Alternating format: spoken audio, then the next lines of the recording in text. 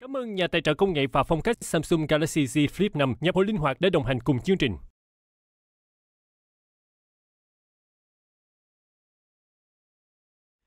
Cảm ơn nhà tài trợ xe điện thông minh VinFast đã đồng hành cùng chương trình.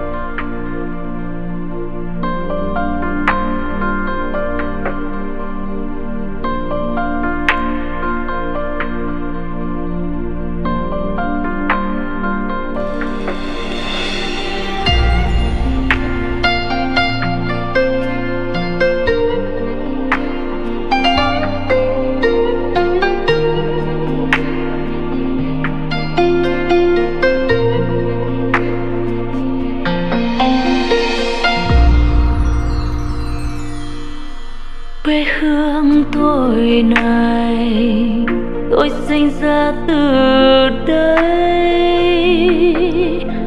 Ôi à, từng câu dân ca dụ tôi vào từng giấc ngủ say. Yêu nhau cởi áo ơi cho nhau, về nhà mẹ hỏi ơi qua cầu gió bay.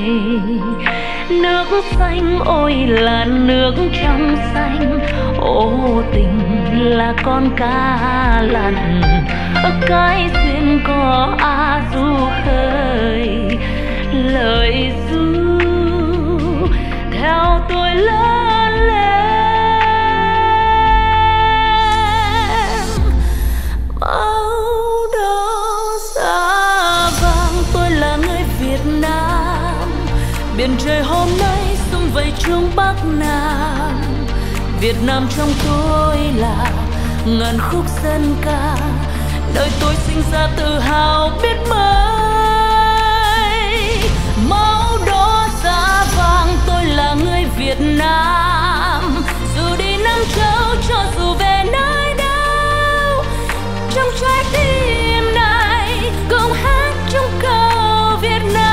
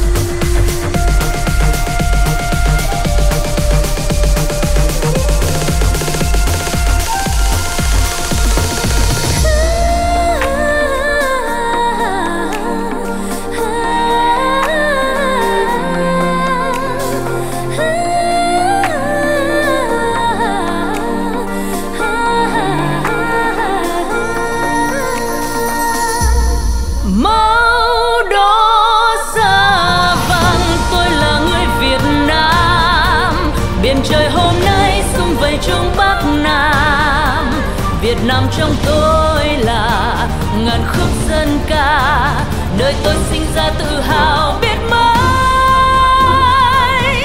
Máu đỏ da vàng tôi là người Việt Nam, dù đi Nam Châu cho dù về nơi đâu, trong trái tim này cùng hát chung câu Việt Nam.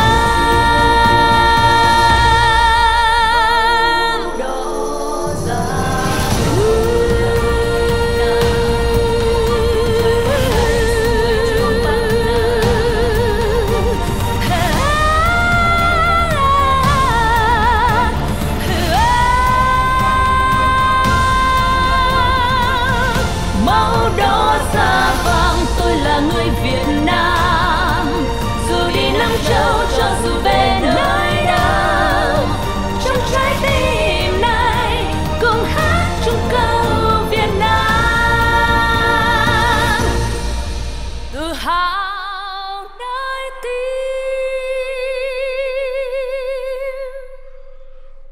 tôi là người Việt.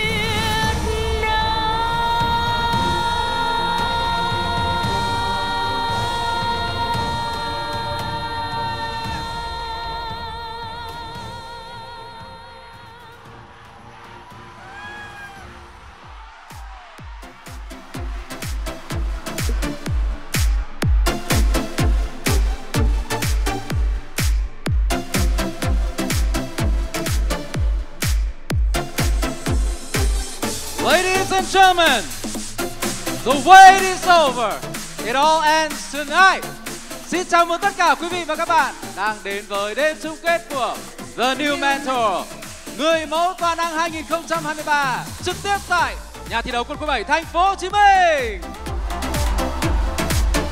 Xin chào đón tất cả quý vị và chúng ta vừa thưởng thức một tiết mục mở màn rất hoành tráng và ý nghĩa với tên gọi Việt Nam trong tôi là. Lần nữa xin được cảm ơn ca sĩ Phương Linh, vũ đoàn bước nhảy, tất cả các người mẫu của The New Mentor 2023 và đặc biệt là 4 Super Mentors.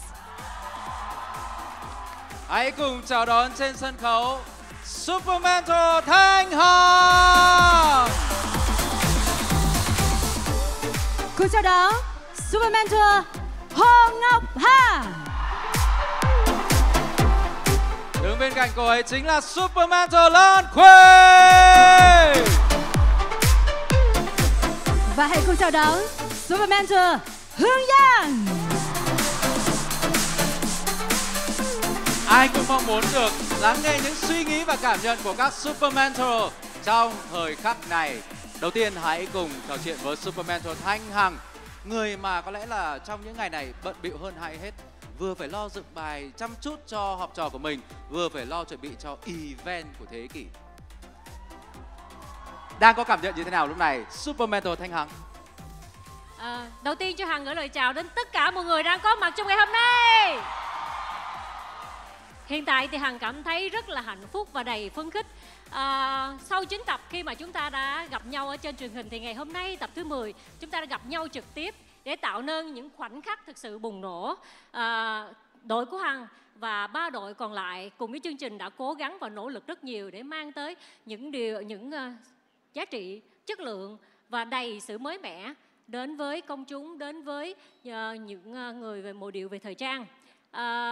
Hằng tin chắc rằng buổi chung kết ngày hôm nay sẽ thực sự bùng nổ và đặc sắc với sự cống hiến của tất cả các đội của chương trình và với sự ủng hộ của tất cả quý vị đang có mặt trong ngày hôm nay.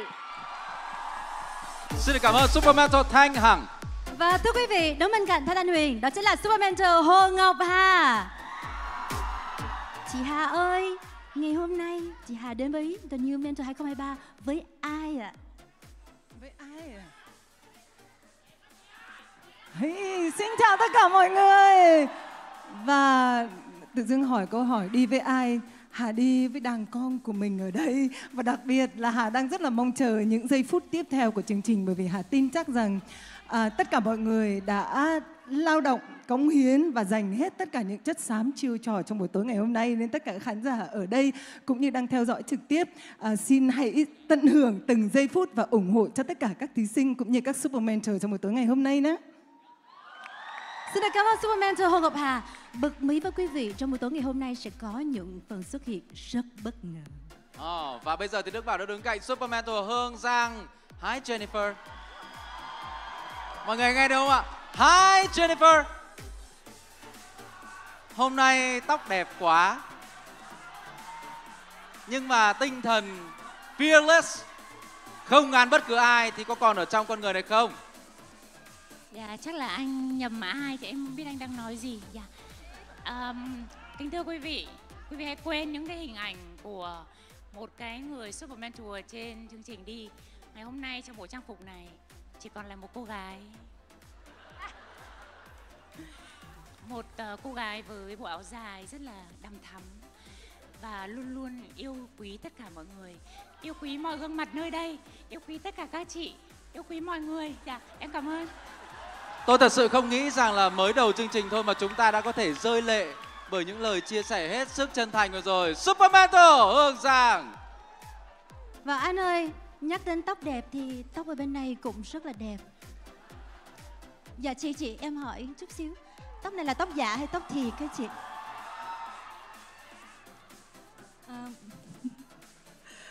Suốt 9 tập thì Hương Giang là người đeo nhiều tóc giả nhất. Nhưng mà riêng tới chung kết thì Hương Giang quyết tâm sẽ dùng tóc thật. Thế thì Khuê sẽ luôn làm điều ngược lại với Hương Giang, thì Khuê sẽ dùng tóc giả thay Hương Giang đêm nay.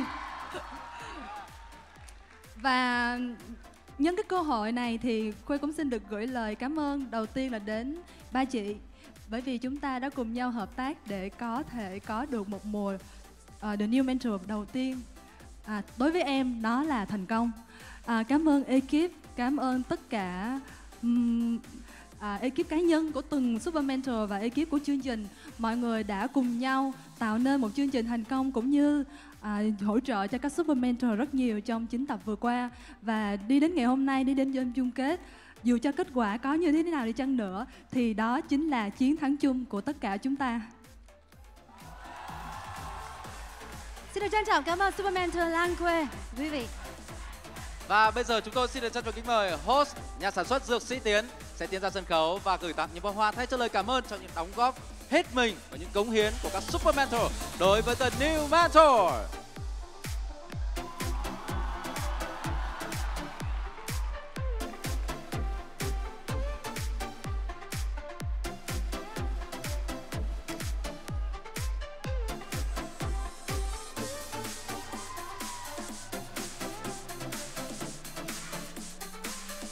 Và quý vị thân mến, hãy cùng dành một tràng vỗ tay thật lớn dành cho các Super Mentor của chúng ta. Và chúc cho team của 4 Super Mentor thể hiện thật là tốt trong buổi tối ngày hôm nay. Thank you. Xin mời các Super Mentor cùng host Dược Sĩ Tiến sẽ trở về với vị trí danh dự của mình. Và chắc chắn rồi ạ, chúng tôi muốn được nghe một tràng vỗ tay thật lớn nữa của quý vị dành cho 24 model của The New Mentor. You made it! You are the success of the show. Và xin được gửi lời cảm ơn tới thương hiệu Serenity của nhà thiết kế Linh San. Và đặc biệt là phần trình diễn của 24 gương mặt xuất sắc nhất của The New Mentor. Cảm ơn các bạn rất nhiều. Vâng thưa quý vị, ngày hôm nay chúng ta có thể thấy là 24 gương mặt người mẫu trình diễn rất là nền nã nhưng mà cũng vô cùng hiện đại trong những bước catwalk của mình trong bộ sưu tập áo dài Serenity của nhà thiết kế Linh Sang. Còn ngay bây giờ thì chúng ta sẽ cùng nhau chào đón các bạn ấy với những sự trân trọng nhất. Yes, hãy cùng gọi tên 24 gương mặt này trên sân khấu. Model Cao Ngân, Model Chloe Nguyễn, chào mừng người mẫu Trúng Huyền Thanh, người mẫu Bông Chuẩn. Say hello to model Kim Nhung. Và tiếp theo xin được giới thiệu model Bảo Ngọc. Tiếp theo sẽ là cái tên người mẫu Thanh Tuyền. Một tràng pháo tay cho người mẫu Dream Background. Xin chào người mẫu Thảo Đăng. Xin giới thiệu với quý vị người mẫu Hoàng Yến. Xin chào người mẫu Alita. Và đây chính là người mẫu Thùy Trang. Cái tên tiếp theo, xin chào người mẫu Tường Vân. Một tràng bắt tay cho người mẫu Hồng Hạnh. Xin chào người mẫu Ngọc Anh. Và thưa quý vị, người mẫu nhận được bình chọn nhiều nhất trên trang bình chọn trực tuyến của chương trình và bước vào top 9 của đêm chung kết ngày hôm nay, đó chính là người mẫu Bùi Lý Thiên Hương. Xin mời model Bùi Lý Thiên Hương hãy đến với chúng tôi. Chúc mừng em, cái tên lọt vào top 9 và chắc chắn rồi, sự bình chọn yêu mến của quý vị khán giả, những người yêu mến Bùi Lý Thiên Hương đã đưa bạn tới đây. Vậy em cảm nhận thế nào về tình cảm của các quý vị khán giả dành cho Bùi Lý Thiên Hương? Dạ, trước tiên là cho phép Thiên Hương gửi lời chào đến tất cả quý vị khách đang có mặt trong buổi tối ngày hôm nay. Cho phép Thiên Hương gửi lời cảm ơn chân thành nhất đến những khán giả, những người yêu quý FC và những người luôn đồng hành cùng với Hương đã mang Hương trở lại trong đêm chung kết ngày hôm nay. Và Hương biết là lý do mà Hương ra về sớm thì cũng có một số lý do suy nghĩ chưa đúng chút xíu. Nhưng mà Thiên Hương quyết tâm trong đêm chung kết ngày hôm nay sẽ thi lại tất cả những phần thi mà Thiên Hương chưa được thi. Một tinh thần chiến binh và anh rất là thích và rất ủng hộ cái tinh thần đó của Bùi Lý Thiên Hương. Chúc em sẽ làm được tất cả những gì mình đã nói. Xin được cảm ơn Bùi Lý Thiên Hương. Và thưa quý vị, ngay bây giờ chúng ta sẽ cùng nhau giao lưu ngắn với những model còn lại trong top 9 của The New Mentor 2023. Và ngay bây giờ, một tràng pháo tay được cùng chào đón người mẫu Như Vân.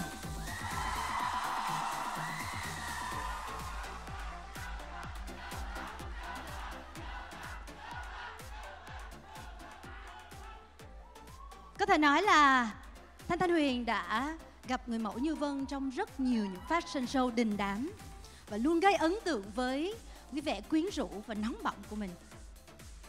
Qua The New Mentor, Như Vân nghĩ là quý vị khán giả nhìn thấy thêm được điều gì khác ở mình? Vân nghĩ là The New Mentor đã mang đến một cơ hội mới cho không chỉ Vân mà tất cả những cô gái ở đây. Và Vân và những cô gái có cơ hội được thể hiện bản thân mình ở những khía cạnh khác và có thể mọi người chưa được nhìn thấy ở trước đó. Một Như Vân khác, điềm tĩnh hơn, bình tĩnh hơn. Và tôi, Nguyễn Đình Như Vân, team Hồ Ngọc Hà xin chúc mọi người có một đêm tuyệt vời đêm hôm nay. Xin được cảm ơn, thank you. Bà mẹ hai con vô cùng nóng bỏng Như Vân. Và tiếp theo, xin mời em út Lâm Châu.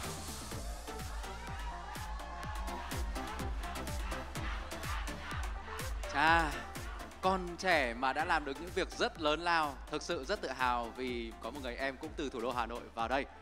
Và qua quá trình này, em thấy mình đã thực sự trưởng thành hơn như thế nào với The New Mentor? Đối với em thì The New Mentor đã cho em rất là nhiều bài học và em luôn luôn cảm thấy biết ơn vì mình đã có mặt ở đây ngày hôm nay và em cảm thấy cảm ơn The New Mentor rất là nhiều. Và chúng ta sẽ cùng chờ đón những màn thể hiện thật bất ngờ và cá tính của Lâm Châu. Thank you. Xin cảm ơn Lâm Châu. Và ngay bây giờ chúng ta sẽ cùng nhau gặp gỡ với người mẫu Kim Phương. Xin mời Kim Phương.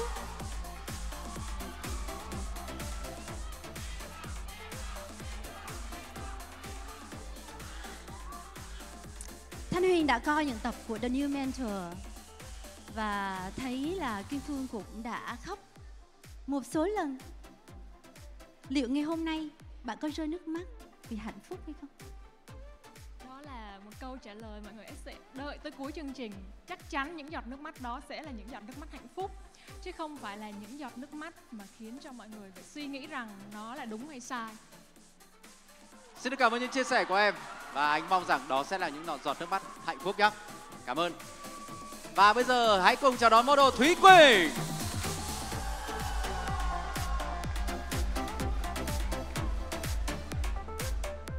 Là một người chỉ cần tìm kiếm Thúy Quỳnh The New Mentor thì sẽ có ngay kết quả, đó là có nhiều người cho rằng bạn phù hợp với những cuộc thi sắc đẹp chứ không phải là người mẫu.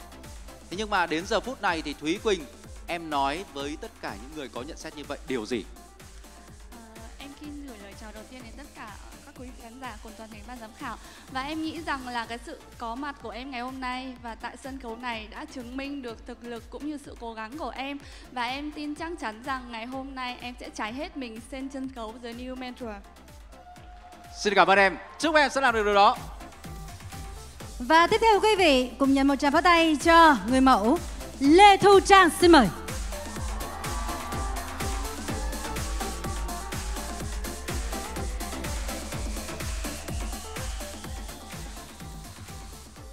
Là thí sinh còn lại duy nhất trong team của Super Mentor Lan Khuê.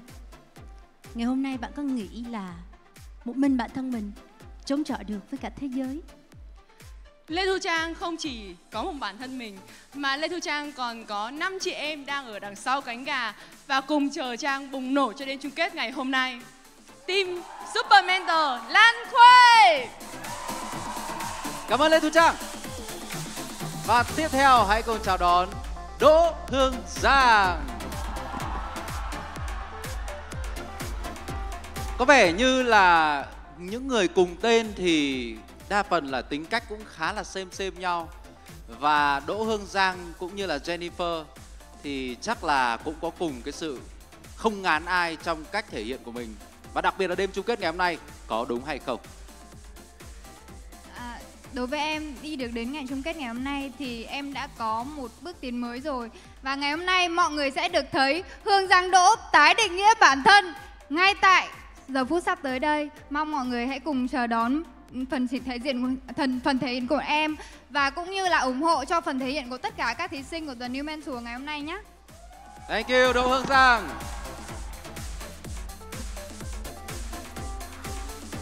Xin chào Trà My, xin mời bạn.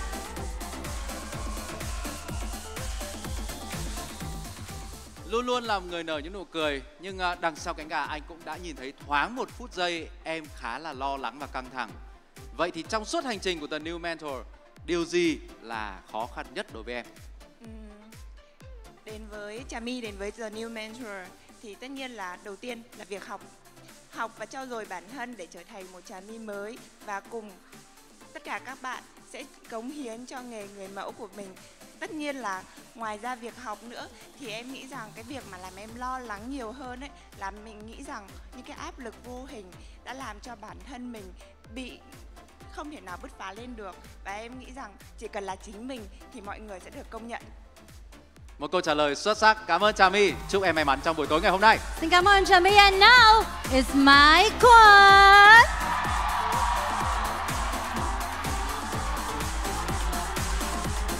Xin chào Mai Ngô. Mai Ngô được biết đến là một người đã có danh hiệu. Và khi mà Mai Ngô tham dự The New Mentor thì thực ra là có rất là nhiều người bất ngờ. Và câu chuyện của bạn đã truyền cảm hứng đến rất là nhiều người và trong đó có tôi. Thế nhưng đâu mới là đích đến cao nhất của Mai Ngô? It's my con. Kính thưa quý vị, ai trong chúng ta thì cũng cần phải hoàn thiện bản thân mình. Và Mai nghĩ cái đích đến đơn giản nhất của Mai đó chính là hoàn thiện được bản thân mình trước đã. Và sau đó là chinh phục được vị trí quán quân trong lòng khán giả. Xin cảm ơn. Xin được cảm ơn Mai Ngô, xin được cảm ơn những lời chào và chia sẻ rất ấn tượng của 9 thí sinh, 9 model trong The New Mentor đêm chung kết ngày hôm nay. Hãy dành cho một tràng pháo tay. Và xin mời các model sẽ cùng chuẩn bị cho những phần trình diễn tiếp theo. Thank you, xin được cảm ơn các bạn rất nhiều.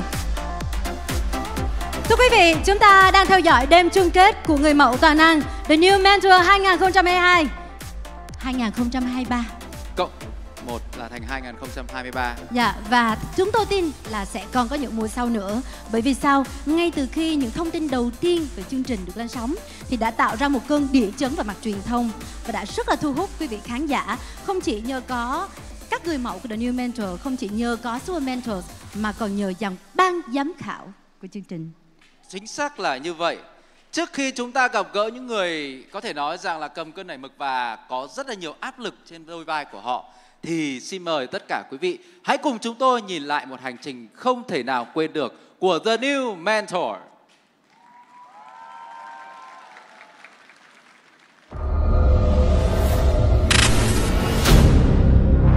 Chào mừng tất cả các bạn đến với The New Mentor 2023. Đẹp quá. Yeah, wow.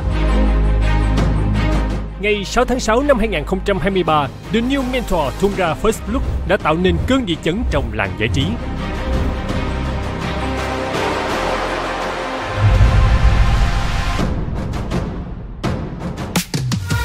Lần đầu tiên có mặt tại Việt Nam, chương trình truyền hình thực tế về thời trang nâng cao đẳng cấp với người mẫu, đưa vị thế của người mẫu lên một tầm cao mới với những thử thách nâng tầm. Thả lòng cổ ra, đúng rồi. Chị em ơi!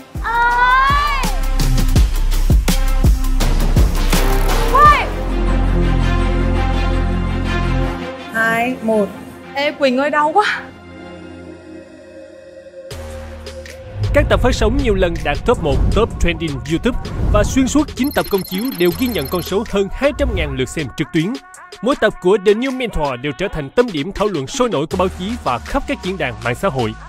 Khẳng định vị thế của một chương trình truyền hình thực tế về thời trang hàng đầu trong năm 2023. Phúc là một fan của chương trình mà gọi là tập nào ra là Phúc cũng xem full hết từ đầu đến cuối. Để dành một ngày coi 3 tiếng nó cũng làm cho Candy rất là relax, thoải mái và tận hưởng một cái ngày cuối tuần của mình. Đây là một cái chương trình gọi là chương trình ăn cơm của Chi. Mỗi lần ăn cơm là sẽ bật chương trình lên để xem.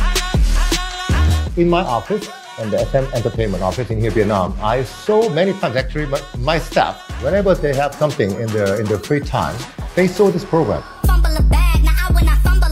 The New Mentor ghi nhận con số kỷ lục trên nền tảng TikTok với tổng view hashtag The New Mentor đạt 1,5 tỷ view. Các nội dung viral từ chương trình đã góp phần định hình nội dung và sáng tạo hàng loạt xu hướng mới. Căng cực. Chưa thế nhỉ? Khát khao xem tàu thế à?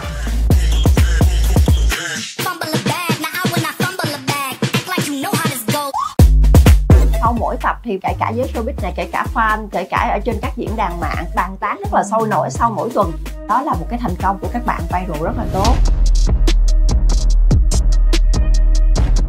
Với một lĩnh vực mang nặng tính thẩm mỹ như thời trang, sự đầu tư chỉnh chu về chuyên môn cho tới hình ảnh đã giúp The New Mentor mạnh mẽ khẳng định quy mô và tầm cỡ của mình. Đây là một cái chương trình mà ban tổ chức rất là chỉnh chu và rất là tâm huyết. Những cái set design được đầu tư rất là công phu.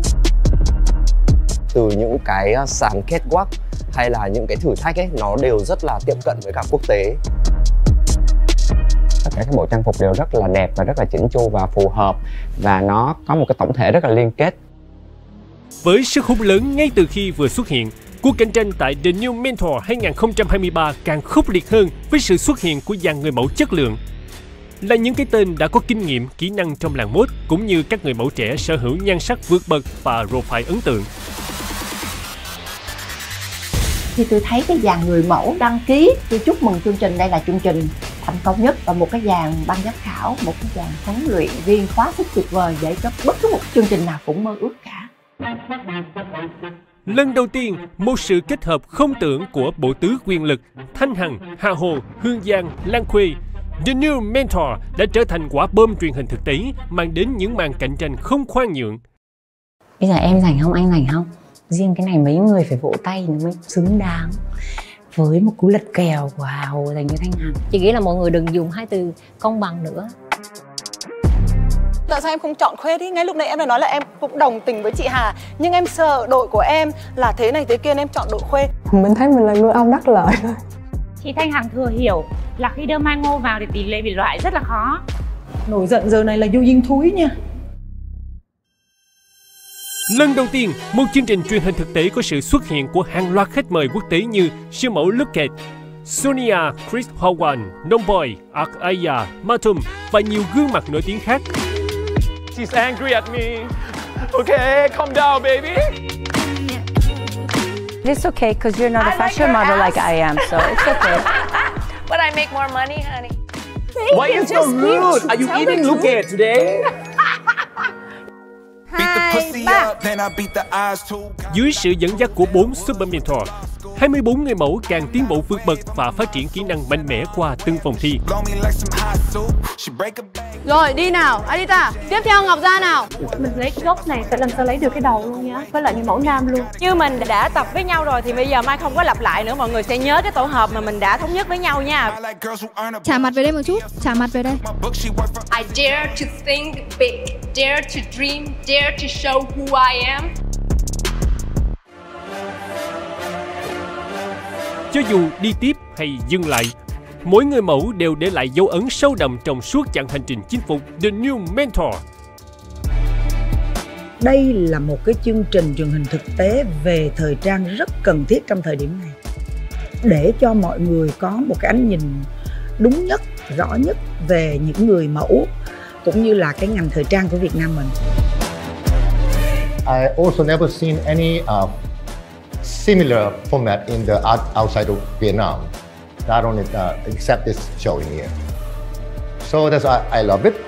And the mentor for the one industry is not easy one, but I think you successfully make it as an episode and the format successfully. And maybe you can export this format to other world as well. Trải qua 9 tập căng thẳng với những thử thách cam go của chương trình, các người mẫu đã nhận được sự chăm sóc toàn diện để chuẩn bị bước vào đêm chung kết trong một diện mạo tự tin và tỏa sáng nhất. Trong đó có sự chăm sóc sắc đẹp đặc biệt từ thẩm mỹ quốc tế Bali.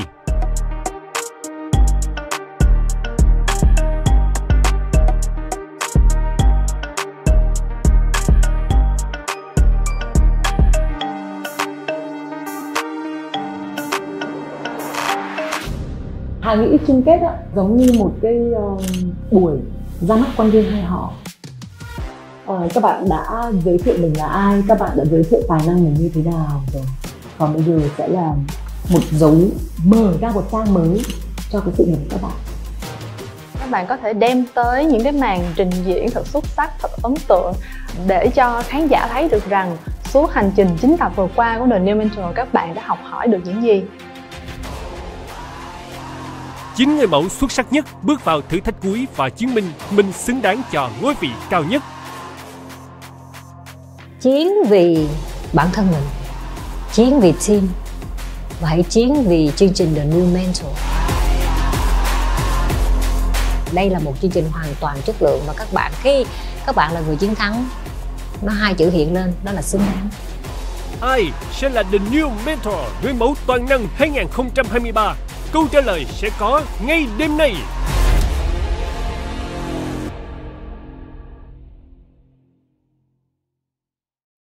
Những khoảnh khắc thật tuyệt vời trong hành trình của The New Mentor cho đến giờ phút này. Và ngay bây giờ thì Đức Bảo và Thanh Thanh Huyền xin được chào đón sự hiện diện của các giám khảo. Let's welcome the judges. Xin được giới thiệu giám khảo quốc tế Supermodel Lucas Mettini.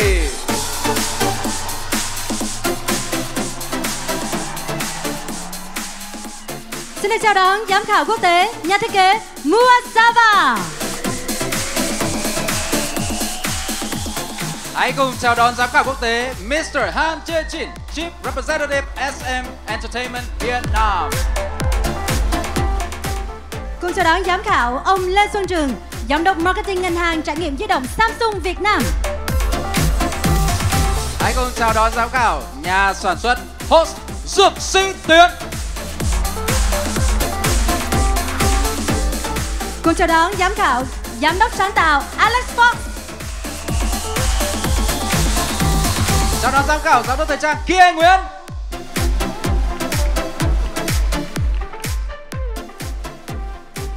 Và thưa quý vị, xin được giới thiệu với quý vị các Super Mentor của chúng ta. Xin giới thiệu Super Mentor Hồ Ngọc Hà, Super Mentor Thanh Hằng, Super Mentor Lan Khuê và Super Mentor Hương Giang chuẩn bị vào vị trí. Hãy cùng trò chuyện một chút với các vị giám khảo của chúng ta. Đầu tiên xin được hỏi nhà thiết kế Muasava. Would like to ask you a question. This is your first time here and sitting on the judge panel. What is your expectation of this final round? What do you think about the potential of our models, especially on the international markets? First of all, I'd like to congratulate to the Mentor Vietnam. It's such a grand event tonight. It's such a wonderful, wonderful event. And from what I see tonight, the 9 finalists have such a great potential, of course, and they look fantastic. And I wish them all the best. And I wish all the Vietnam fans will have a good time with all of them. Thank you. Vâng, thưa quý vị, tôi xin được chào tất cả những quý vị khán giả. Ngày hôm nay chúng ta có một show rất là hoành tráng, rất là tuyệt vời và tôi thực sự rất là tin tưởng và chắc chắn rồi, top 9 của chúng ta ngày hôm nay có rất là nhiều những tiềm năng và chúng ta hãy cùng chờ đón. Thank you very much, designer Musaba. And next we have a question for you, Mr. Han Jin. Would you consider the new mentor as a great platform, an amazing opportunity to bring Vietnamese models to the international market? I believe so. I think it's almost time for the big culture to go outside as well as the K culture before. And I'm also think about some opportunity with connecting the new mentor to Korean side as well. We'll see it. Thank you. 감사합니다. Xin được cảm ơn ông Han Jae-jin. Ông đánh giá rất cao tiềm năng của những người mẫu, đặc biệt là top 9 của The New Mentor và chắc chắn sẽ có rất nhiều những cơ hội để có thể đưa các bạn ấy đến với thị trường quốc tế và chắc chắn ông Han Jae-jin sẽ là một trong những người tạo ra những kết nối đó để đưa đặc biệt là đến với thị trường của Hàn Quốc. Thank you very much. Agnes, hello, Lucas. Hello, hi. You look gorgeous today. Thank you very much. Thank you very much. So you were here since the casting round and you have witnessed many challenges of the New Mentor 2023. Yes. Yes. Yes. So what do you think about our top 9? Well, I'm very excited because I was in the first episode, and I saw every time I would come back for a different episode, I could see the difference in our models. You could see how excited they are and the passion that they have and the drive of wanting to win and teamwork that they had together as a team. So I'm really excited, and I'd like to congratulate the Super Mentors for doing an amazing job. Finally, the final show. Woo! Sima Loket đã chia sẻ sự phấn khích của cô ấy khi mà nhìn thấy top 9 một cái chặng hành trình kể từ tập đầu tiên cho đến tập cuối cùng ngày hôm nay. Và chị ấy cũng xin được gửi lời chúc mừng tới các thí sinh bởi các bạn đã thực sự trưởng thành trong việc thể hiện được ý chí quyết tâm, sự phấn đấu cũng như là khả năng teamwork, cũng như gửi lời chúc mừng tới 4 Super Mentor với những gì mà các bạn ấy đã mang đến cho tất cả các thí sinh, các model của chúng ta. Thank you very much. Và kính thưa quý vị, như các vị giám khảo của chúng ta cũng chia sẻ, ngày hôm nay các bạn người mẫu thực sự là có rất là nhiều những tiềm năng và Thanh Huyền tin là những cái điều đó đã được thể hiện rất là rõ trong 9 tập phát sóng của chương trình. Vậy thì đêm chung kết ngày hôm nay thì sao, những cái thử thách nào và cái điều gì mới mẻ sẽ mang đến cho chúng ta? Sẽ có rất nhiều điều thú vị bởi đương nhiên đêm chung kết sẽ có những thử thách mà chúng ta chưa bao giờ nhìn thấy. Các bạn hãy nghĩ rằng người mẫu thông qua một chương trình The New Mentor mong muốn sẽ mang đến là nâng tầm vị thế cho công việc của người mẫu. Người mẫu không chỉ là những cô gái chàng trai khoác lên mình những bộ trang phục catwalk hay tạo những shoot hình hay những video fashion, mà qua đó các bạn còn có thể trau dồi thêm khả năng tư duy cũng như là những kiến thức về văn hóa, xã hội, lịch sử và tham gia vào những campaign quảng cáo du lịch cực kỳ ấn tượng và mang về những điều tốt đẹp cho quê hương và đất nước. Và ngay bây giờ hãy cùng đến với những tinh thần như vậy qua những hình ảnh sau đây.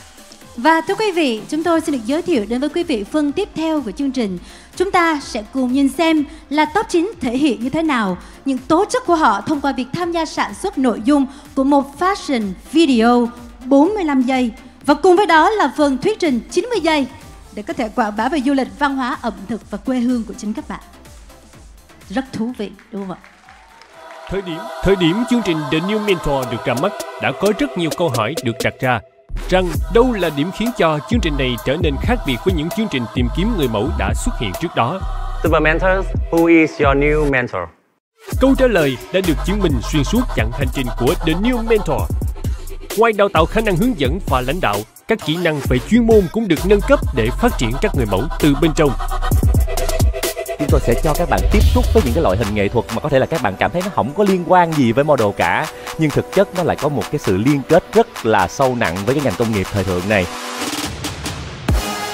Với niềm tin giúp các người mẫu được bồi dưỡng tâm hồn cũng như tiếp thu các giá trị văn hóa nghệ thuật giàu đẹp của thế giới và đặc biệt là của Việt Nam. Người mẫu không chỉ dừng lại ở công việc trình diễn thời trang và quảng bá thương hiệu, mà hơn thế nữa, họ còn có thể tận dụng tài năng và sức ảnh hưởng của mình để mang những giá trị truyền thống văn hóa dân tộc giới thiệu đến bạn bè ngoại quốc. I don't understand even words about Vietnam culture, but I can feel the Vietnam culture in this picture.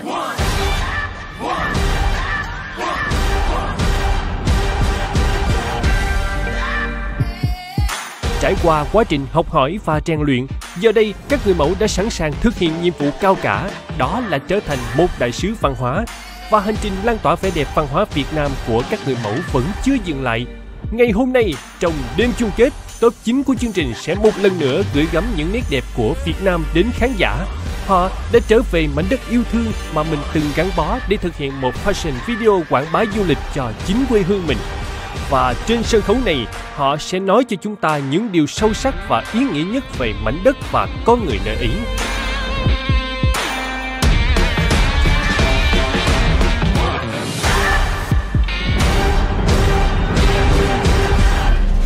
Không còn sự hỗ trợ của Super Mentor bên cạnh, họ chính là người lên ý tưởng, triển khai và phối hợp với ekip sản xuất của chương trình để thể hiện hình ảnh về cảnh vật, món ăn, con người, kiến trúc và những nét đẹp khác của địa phương. Và bây giờ đã đến lúc họ giới thiệu về thành quả mà họ đã đạt được trong suốt nhiều tuần làm việc tâm huyết.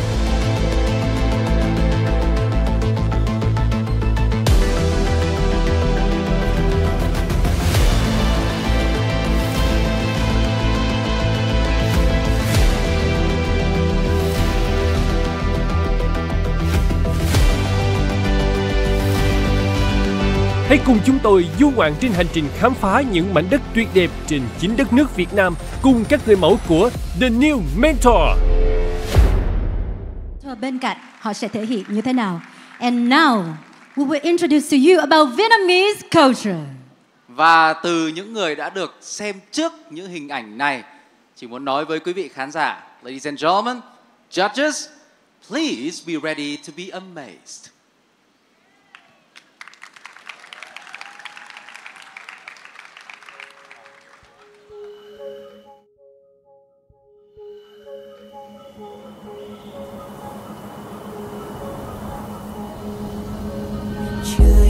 Sông ôm núi cao vời, cỏ thiêng ôm mây trắng lá lời. Dù trên cao mưa sấm vang trời, cỏ bay rét nên khi ca hát muôn đời. Từ phương Nam có reo cánh đồng, cỏ hiên ngang về trắng biết xa. Tìm cầu nguyện màu sương trắng xa.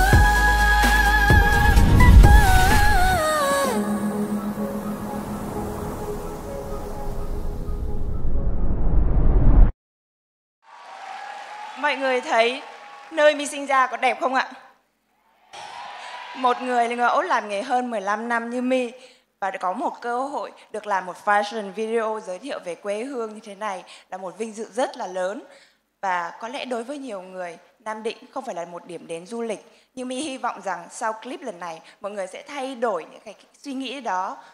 Mở đầu video là hình ảnh một bàn cờ người, một trò chơi dân gian trong lễ hội đền Trần. Và trong đó một bên là tính hiện đại, một bên là giá trị truyền thống. Nó nằm gọn trong My. Một cô người mẫu đã được trải bước, một cô người mẫu của Việt Nam trải bước trên các sàn diễn quốc tế. Và hết lại hình ảnh là hai bên đến gần lại với nhau. Bởi vì My tin tưởng rằng mỗi chúng ta, mỗi thế hệ đều là sự kế thừa của các giá trị cùng với tính thời đại để là giá trị của văn hóa được phát triển mạnh mẽ và vẻ đẹp Việt Nam sẽ ngày càng được quảng bá mạnh mẽ hơn. Đấy là sự tự hào của người Việt. My xin hết.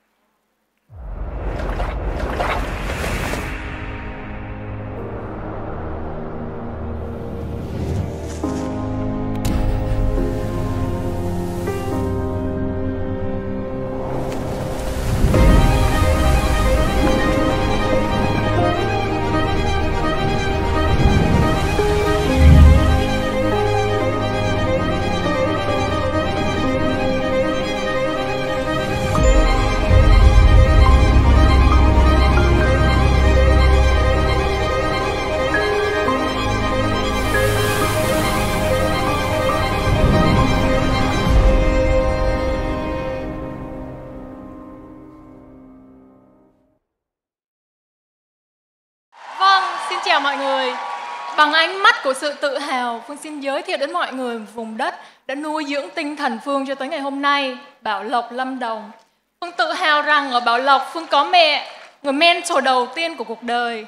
Người mẹ luôn yêu thương, nhắn nhủ với các con mình rằng có khó khăn quá thì về mẹ nuôi, như một nguồn động lực để Phương cố gắng hơn mỗi ngày.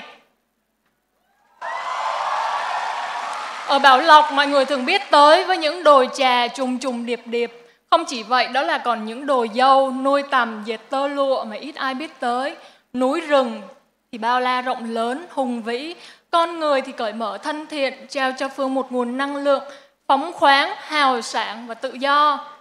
Phương, bản thân Phương tự hào rằng mình là một người con Bảo Lộc, luôn quyết liệt trước những sự lựa chọn của cuộc đời mình rằng 8 năm nay chưa từng có suy nghĩ sẽ bỏ nghề người mẫu. Vinh dự ngày hôm nay đứng trên sân khấu này, mang trên mình bộ trang phục từ tơ lụa Bảo Lộc, vinh hạnh giới thiệu đến mọi người quê hương của mình. Vâng, với sứ mệnh nâng tầm vị thế của người mẫu, chứ không phải một ngành nghề hay một danh hiệu nào khác. Đó là tất cả những thông điệp và niềm tự hào của Phương gửi gắm thông qua fashion video của mình. Phương có một câu hỏi. Phương có một câu hỏi muốn đặt tới mọi người rằng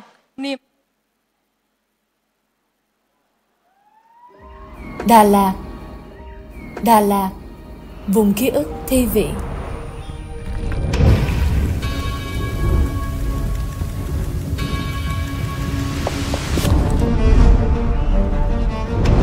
Là những hàng thông reo, là những màn sương lạnh, là những công trình lịch sử luôn trong ký ức tôi. Đà Lạt nên thơ, tôi thì mộng mơ. Đà Lạt phát triển, tôi cũng miệt mài đi tìm đỉnh cao của riêng mình. Có lúc kiên cường, có lúc vụng dại. Dù quá khứ hay hiện tại, Đà Lạt sẽ mãi là vùng đất của sự hữu tình và của những yên bình mà tôi luôn tìm về. Đà Lạt được trao tặng cho những kỳ nguyên thiên nhiên hữu tình và kỳ bí, và những nét văn hóa đặc sắc. Đà Lạt là trung tâm văn hóa du lịch, là trái tim của Tây Nguyên, và video này là một Đà Lạt bình yên và thi vị trong vân. Vân chọn kể về Đà Lạt bằng một cách rất hiện đại và thời trang, nhưng ẩn bên trong đó là sự nhớ nhung và tự hào, sự nhớ nhung của một người con được nuôi lớn bằng tất cả những lòng ôn hòa nơi đây, sự tự hào của một người đã nhìn thấy Đà Lạt luôn không ngừng phát triển và thay đổi như thế nào. Đà Lạt nên hữu tình, nên thơ, người Đà Lạt thì mộng mơ. Đà Lạt không ngừng phát triển, người Đà Lạt cũng không ngừng nỗ lực. Và Vân ở đây để minh chứng cho sự nỗ lực đó. Vân nghiêm túc đến với The New Mentor để tạo nên một bước ngoặt cho sự nghiệp của mình. Hơn 10 năm trong nghề, đã có những lúc Vân nghĩ rằng sẽ không có khó khăn nào mình sẽ không vượt qua được. Nhưng khi đến với The New Mentor, nhìn thấy cách các Super Mentor cống hiến, nhìn thấy sự nhiệt huyết của tất cả các người mẫu ở đây, Vân hiểu rằng là mình phải nỗ lực nhiều hơn nữa. Không phải chỉ khi đứng trước cột mốc này, mà là mỗi ngày ở trước mỗi cơ hội mà Vân nhận được. I want to say thank you to Super Mentor Hồ Ngọc Hà, the other Super Mentor, Super Churches, and the producers for this wonderful opportunity. Tonight, I feel deeply grateful for my family, friends, and fans. I love you all. From now on, I will always be proud to say, I am the new mentor of the new.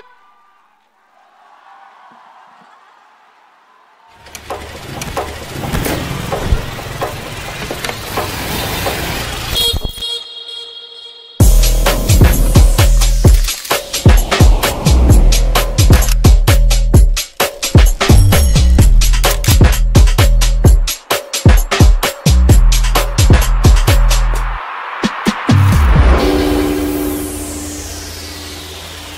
không bỏ lỡ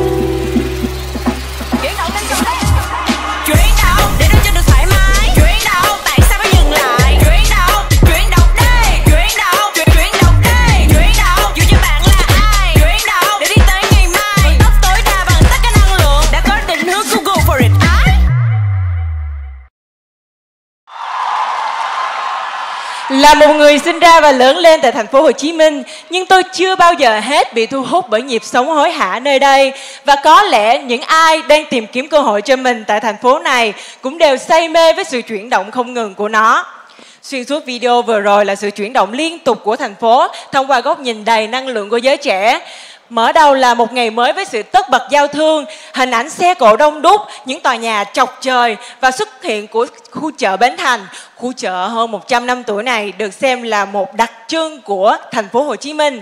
Nối tiếp là khung cảnh rực rỡ về đêm với vô vàn hình thức giải trí, nêu bật lên tính năng không ngủ của thành phố. Và kết thúc bằng sự trở lại của ánh bình minh. Thành phố tiếp tục với sự chuyển động dường như là bất tận của mình. Tất cả những sự chuyển động này được lồng ghép khéo léo vào hình ảnh phương tiện giao thông và những cư dân trẻ. Họ là những người đánh giá cao các hoạt động 24 giờ của thành phố vì nó cho phép họ khai thác tối đa tiềm năng và khám phá niềm đam mê bất tận của bản thân mình. Đối với tôi, thành phố Hồ Chí Minh là một nơi tuy là đất chật người đông nhưng luôn hiện hữu sự tử tế. Vì dù cho bạn là ai, bạn đến từ đâu, đã từng sinh sống tại thành phố này thì tất cả chúng ta đều là người thành phố Hồ Chí Minh. Và nếu như bạn là một người tràn đầy năng lượng, thích thử thách, thích khám phá và săn tìm cho mình những cơ hội,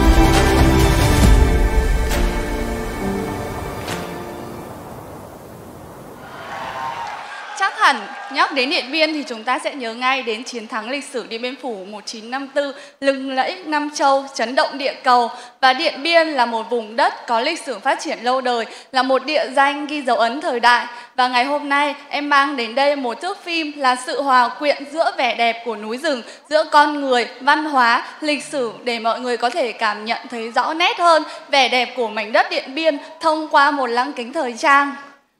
Và qua từng thời kỳ lịch sử phát triển thì đã để lại cho Điện Biên vô cùng nhiều những di tích có giá trị to lớn. Hầm The Cattery, hố bom đồi A1 là hai hình ảnh xuất hiện vô cùng hiên ngang và đầy tự hào. Và em mang đến đây một nét văn hóa đặc trưng của đồng bào miền núi, đó chính là múa sạp, một hoạt động không thể thiếu trong những dịp lễ hội. Và đặc biệt là hình ảnh ruộng bậc thang xuất hiện trùng trùng điệp điệp, các cảnh vật trên ruộng bậc thang vào mùa lúa chín thì hòa quyện với nhau tạo nên một bức tranh vô cùng mê hoặc lòng người. Và sự đa dạng, phong phú hệ thống văn hóa các dân tộc ở Điện Biên không chỉ góp phần tạo ra một không gian vô cùng đặc sắc mà còn góp phần vào sự đa dạng văn hóa các dân tộc Việt Nam và sự phát triển du lịch Việt Nam. Và em, Vũ Thúy Quỳnh, luôn luôn tự hào là người con của mảnh đất Điện Biên.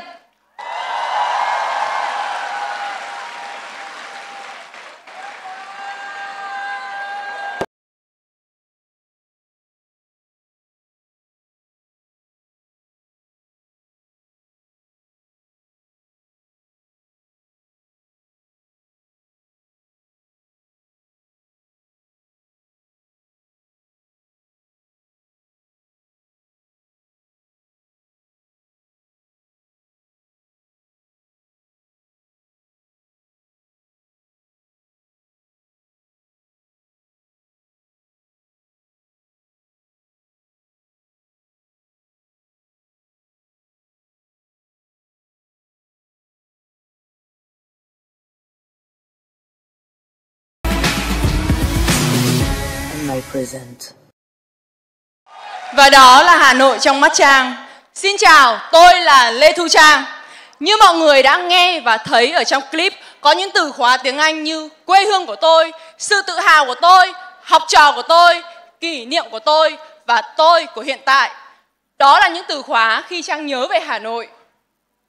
Vậy clip của Trang có gì đặc biệt? Khi nhận đề bài là Fashion Video quảng bá văn hóa du lịch ẩm thực, Trang chọn đẩy mạnh yếu tố thời trang nhưng bên cạnh đó vẫn lồng ghép các cảnh quan, văn hóa, ẩm thực một cách nhẹ nhàng để người coi có thể cảm nhận đây là clip do người mẫu làm ra chứ không phải do một travel blogger.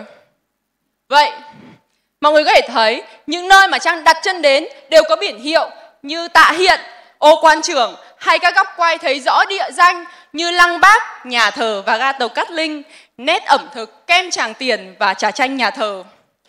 Và vì sao hôm nay Trang chọn mặc trang phục này? Vì Trang hiểu rõ tiêu chí của The New Mentor không chỉ tìm kiếm một người mẫu đơn thuần mà còn tìm kiếm một người có thể lãnh đạo. Và Trang chọn xuất hiện với hình ảnh này là một cô giáo, hình ảnh đời thường của Trang. Và mọi người cũng thấy ở trên clip bằng cách Trang đưa học trò của mình về thăm Hà Nội, nơi mà Trang gọi đó là nhà. Và Hà Nội trong Trang là vậy. Còn với mọi người thì sao? Hãy tới và cảm nhận Lê Thu Trang, thủ đô Hà Nội!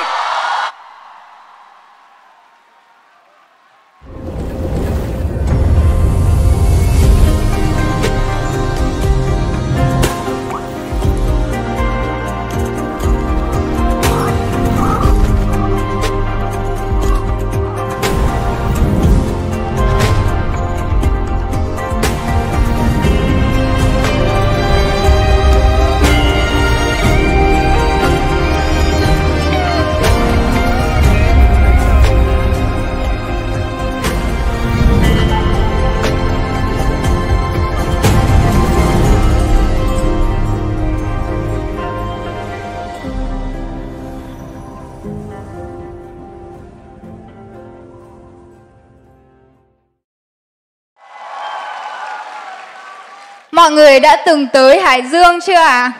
Nếu như khi nhắc về Hải Dương, người ta nghĩ ngay đến hình ảnh bánh đậu xanh, thì hôm nay em sẽ mang đến cho mọi người một góc nhìn mới hơn về Hải Dương. Đó là một vùng đất địa linh nhân kiệt và vùng đất học của Việt Nam.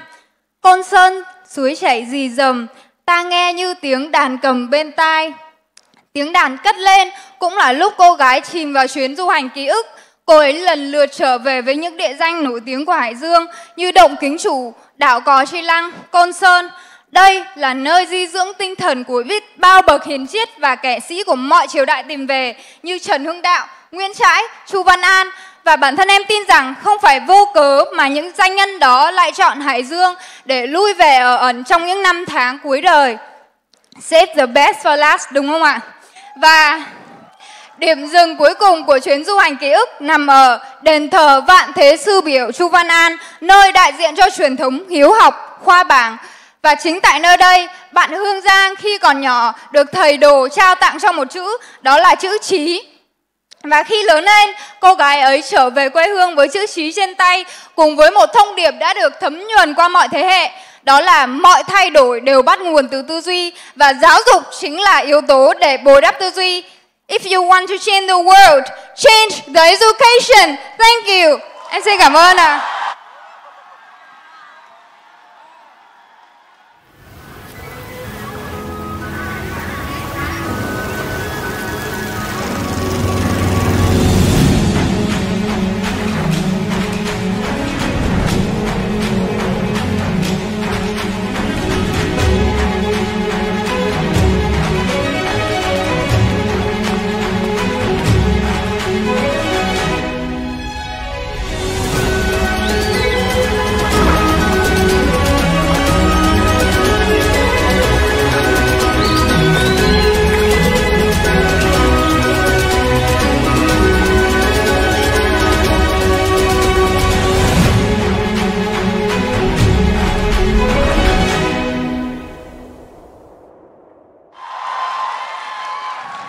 Và đó là An Giang.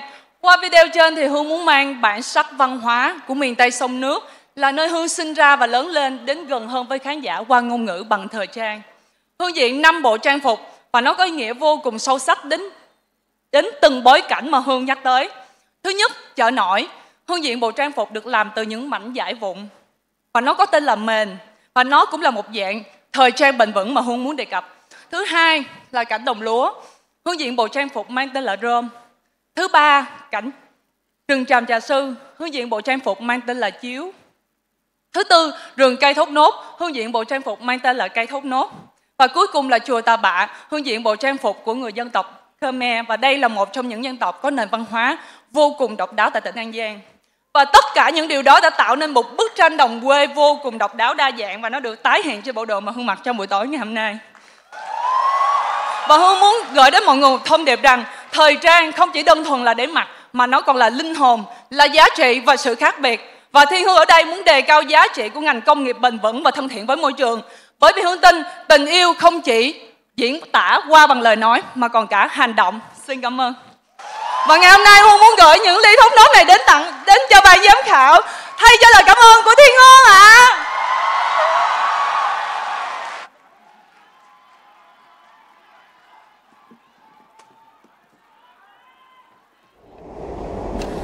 Sinh ra và lớn lên, ước mơ và trải nghiệm, bay xa rồi trở về, về với những miền ký ức thanh bình. Một Hà Nội văn hiến nghìn năm, một thủ đô văn minh cổ kính, một nền ẩm thực tinh hoa thanh lịch, và một quê hương trong niềm tự hào, yêu thương bất tận của tôi, Nguyễn Lâm Châu.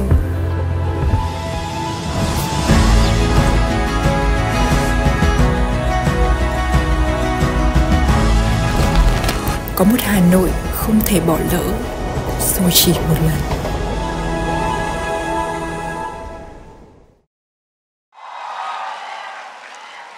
Trước khi bắt đầu phần thuyết trình của ngày hôm nay, thì em muốn dành cái cơ hội quý báu này để gửi một lời xin lỗi tới tất cả các anh chị trong chương trình và tới tất cả các quý vị khán giả vì những thiếu sót của em đã làm cho mọi người phiền lòng. Em thực sự xin lỗi.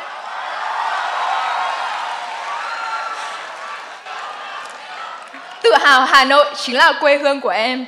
Và qua quá trình khảo sát địa điểm cũng như là tự tìm hiểu nơi đây thì em đã lựa chọn thực hiện fashion video dựa trên những cảnh vật đặc trưng của Hà Nội và cũng như là từ trong ký ức của em. Như mọi người có thể thấy trên video clip thì Hà Nội chính là một vùng đất văn hiến nghìn năm, một thủ đô văn minh cổ kính, một nền ẩm thực tinh hoa thanh lịch và là một niềm tự hào của người Việt Nam. Video clip ngày hôm nay được thực hiện nhằm quảng bá du lịch và văn hóa của Hà Nội, nhưng cũng chính là một thước phim để em có thể tìm lại những điều mà mình đã bỏ lỡ. Thank you, the new mentor, for giving me so many lessons and experiences. And one last word I want to give to my super mentor. I was so scared to stand here today, but you gave me the strength. And thank you for believing in me from the beginning to the end. Thank you. Em đã vượt qua chính bản thân mình. Và đó chính là top 9 model của The New Mentor. Quý vị thân mến, quý vị cảm nhận như thế nào về những phần thuyết trình vừa rồi, có hay không ạ? Vỗ tay thật là lớn cho các model của chúng ta thưa quý vị. Dạ, quá là đẹp anh ơi. Khi mà nhìn thấy những cái địa điểm này là em muốn tới check in liền luôn đó. Đúng vậy. Và xin được gửi lời cảm ơn và một tràng vào tay cho những nhà làm phim Gen Z rất trẻ và tài năng của The V Agency đã hỗ trợ cho các model của chúng tôi. Xin được cảm ơn những thước phim vô cùng cảm xúc. Và thưa quý vị, thông qua phần thi này thì chúng ta cũng có thể nhìn thấy là một mentor họ còn có cái tài năng của một nhà sáng tạo nội dung khi mà họ có thể biến những cái điều rất là truyền thống nha mọi người trở thành những cái điều mới mẻ, hiện đại và hội nhập. Nhưng mà Đức Bảo lại vừa nhận được tín hiệu từ các giám khảo là những cốc thốt nốt lúc nãy của Thiên Hương là không đủ, như có 6 cốc thôi. Mà trên bàn giám khảo thì rất là nhiều. All the drinks are not enough, right? We have more than the number of drinks that she offered. Is that going to be a problem? Yes. Big one. Taking off points. Yeah, absolutely. Decrease all the points. I don't have one. Yeah, because we all take that away from you before you could do that. All right. But we will order more for you. Siêu mẫu Luke cũng rất là hưởng ứng những gì mà các thí sinh mang lại, đặc biệt là những gì mà Bùi Ly Thiên Hương đã trao cho giám khảo những món đồ uống rất là truyền thống. Bây giờ chúng ta sẽ cùng lắng nghe những nhận xét của các giám khảo. Ai sẽ là người đưa ra nhận xét đầu tiên đây nhỉ? Cho Thanh Huyền chọn đấy. Thanh Huyền xin lựa chọn về giám đốc thời trang Kiên Nguyễn. Tại vì ở đây mình có thể nhìn thấy được yếu tố thời trang. Dạ, anh nghĩ sao về thử thách vừa rồi và phần thể hiện của các bạn thí sinh, của các bạn người mẫu? Lời đầu tiên cho phép Kia gửi lời chào tới tất cả khán giả và gửi lời cảm ơn rất là trân trọng đến tất cả 24 bạn thí sinh và đặc biệt là top 9 đã có mặt trong đêm kết ngày hôm nay. Thì về cái fashion video á, thì thật sự khi mà đứng ở cái vai trò hỗ trợ các bạn á, thì đây là một cái đề bài rất là khó. Một cái đề bài rất là khó và để thực hiện được những cái shoot phim như thế này thì các bạn đã mất khoảng 1 tuần liền và đi đến những cái nơi hẻo hắt nhất của cái quê, cái cội nguồn của mình để mà có thể tạo ra được những cái thước phim mà chạm đến cảm xúc như thế này. Thì thông qua cái chương trình, cái tiêu chí của chương trình The New Mentor đó chính là một người mẫu toàn năng, thì các bạn đã thấy là những cái phần thi và những cái phần thể hiện vừa rồi đã giúp cho người mẫu của chúng tôi, đặc biệt là top 9 đã có một cái sự trưởng thành rất là rõ nét. Các bạn không chỉ đẹp mà các bạn còn sử dụng cái đẹp và những cái kỹ năng, những cái giá trị cốt lõi của mình để làm sao cho tôn vinh được cái giá trị văn hóa Việt Nam thông qua tinh thần thời trang và thông qua tất cả những giá trị, những cái biểu cảm, những cái gương mặt đẹp đẽ của các bạn. Thì cảm thấy là rất là tự hào cho cái chặng hành trình này. Xin được cảm ơn giám đốc thời trang Kiên Nguyễn.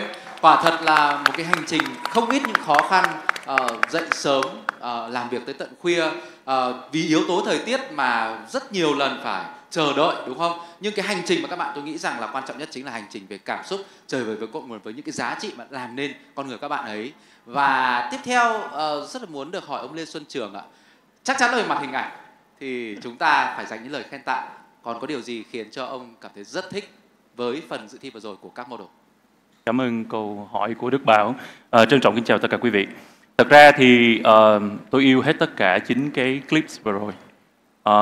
Các bạn làm cho tôi cảm thấy yêu đất nước của mình hơn.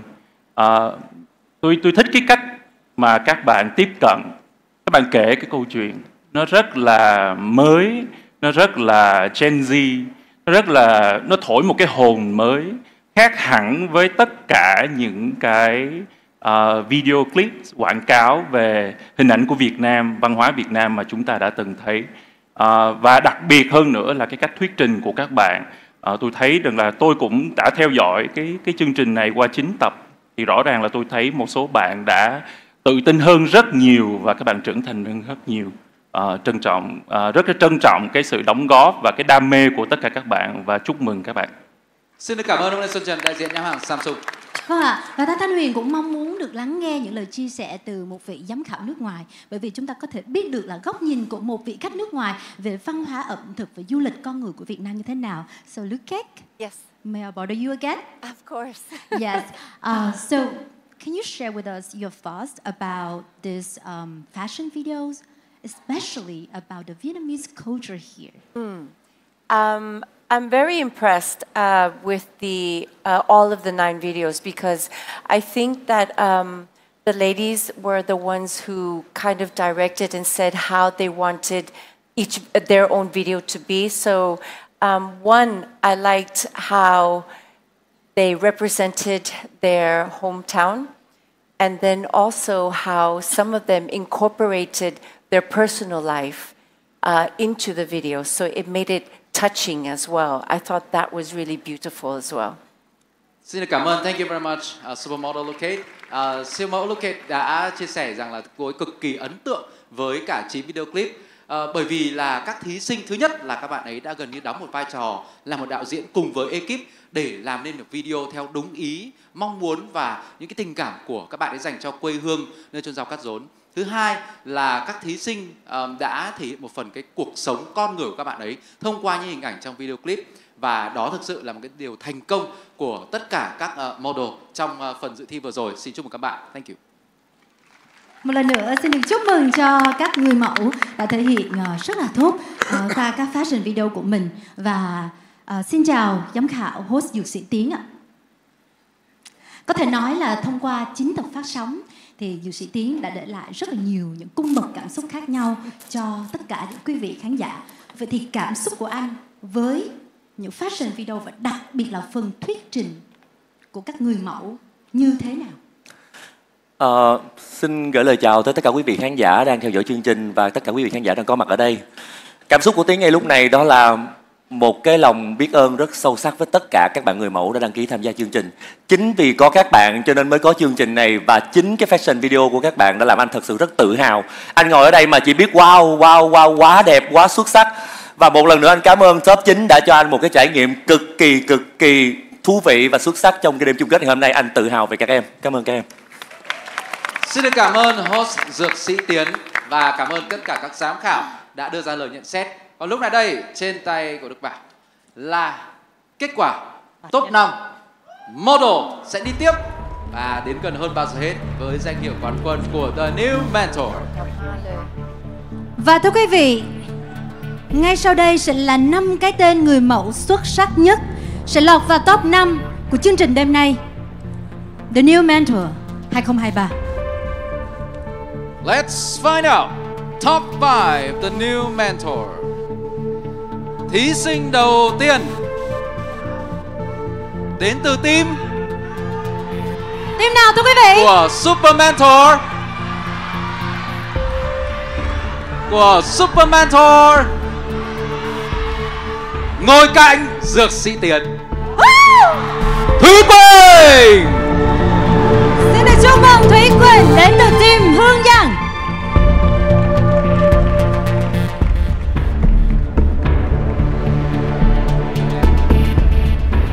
Và thưa quý vị, cái tên tiếp theo ghi tên mình vào top 5 của The New Mentor 2023. Xin được chúc mừng cho đội của Super Mentor. Ngồi cạnh Super Mentor Hương Giang. Và xin được chúc mừng Như Vân đến từ team Hoàng Ngọc Hà.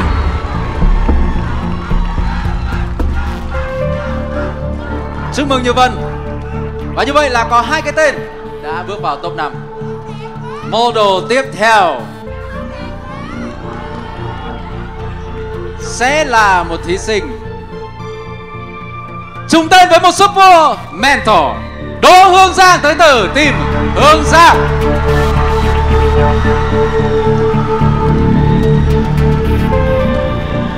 Thưa quý vị, như vậy là chỉ còn 2 cái tên nữa ghi tên mình vào top 5 của The New Mentor 2023.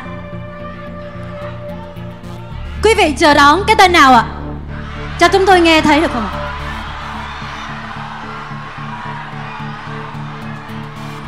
Rất nhiều những cái tên đang được vang lên. Và xin được chúc mừng cho It's My Con. Chúc mừng Mai Ngô đến từ team của Super Mentor Thanh Hằng. Rất xứng đáng, đặc biệt là với video clip fashion video và phần thuyết trình của Mai Ngô. Chỉ còn một vị trí duy nhất. Chúng tôi xin mời camera có thể lia vào vị trí các Super Mentor được không ạ? Hãy cho chúng tôi nhìn thấy khuôn mặt của các Super Mentor. Họ cũng hồi hộp, không khác gì các model của chúng tôi. Người mẫu của chúng ta. Có thể nụ cười ẩn giấu đằng sau đó là rất nhiều những lo lắng. Hương Giang thì có 2 model rồi, cho nên là trông rất thoải mái. Hồng Ngọc Hà và Thanh Hằng cũng đang rất vui. Còn Lan Khuê thì chắc chắn tôi biết bạn đang rất lo lắng. Và đặc biệt là đeo một bộ tóc giả nặng như thế thì cũng hơi mỏi một chút. Nhưng tôi tin rằng là bạn sẽ không phải lo lắng nhiều vì chúc mừng Lê Thu Trang. Chúc mừng tới từ team của Super Mentor Lan Khuê. Congratulations, this is our top 5. Một lần nữa xin được chúc mừng cho top 5 của chúng ta. Và chúng tôi cũng xin được chia tay với Trà My, Kim Phương, Lâm Châu và Thiên Hương. Các bạn đã có một hành trình tuyệt vời tại Người mẫu toàn năng The New Mentor 2023. Xin mời đạo diễn Trần Thành Trung, cố vấn cấp cao của The New Mentor, sẽ lên sân khấu tặng hoa và kỷ niệm trường cho 4 người mẫu lọt vào top 9 của chương trình. Cảm ơn các em với những đóng góp, nỗ lực, sự sáng tạo. Và chắc chắn các em đã trở thành những phiên bản tuyệt vời hơn, toàn diện hơn sau khi bước ra khỏi The New Mentor. Và Thanh Huyền cũng tin là từ chương trình này thì các bạn ấy sẽ có những bước tiến rất xa trong sự nghiệp của mình.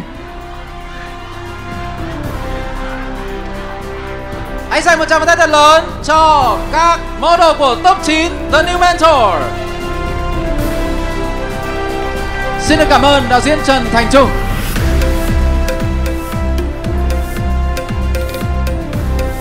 Và thưa quý vị khán giả, rất hồi hộp đúng không ạ? Chúng ta đã cùng nhau tìm ra top 5 của người mẫu toàn năng The New Mentor 2023.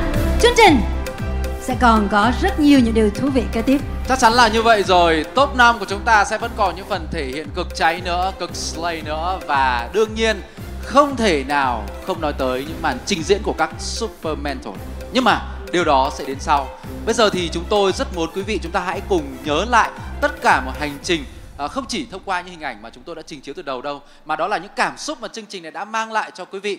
Lần đầu tiên có một chương trình truyền hình thực tế về người mẫu được đầu tư công phu bài bản với rất là nhiều những điều tuyệt vời dành cho quý vị khán giả, đúng không ạ? Dạ, vâng thưa quý vị, để có được một chương trình người mẫu toàn năng The New Mentor 2023 thành công, đó là sự lao động không ngừng nghỉ của hàng trăm hàng ngàn những con người trong rất là nhiều những cái tháng trời qua để có thể mang lại cho quý vị những nội dung chất lượng, những hình ảnh đắt giá.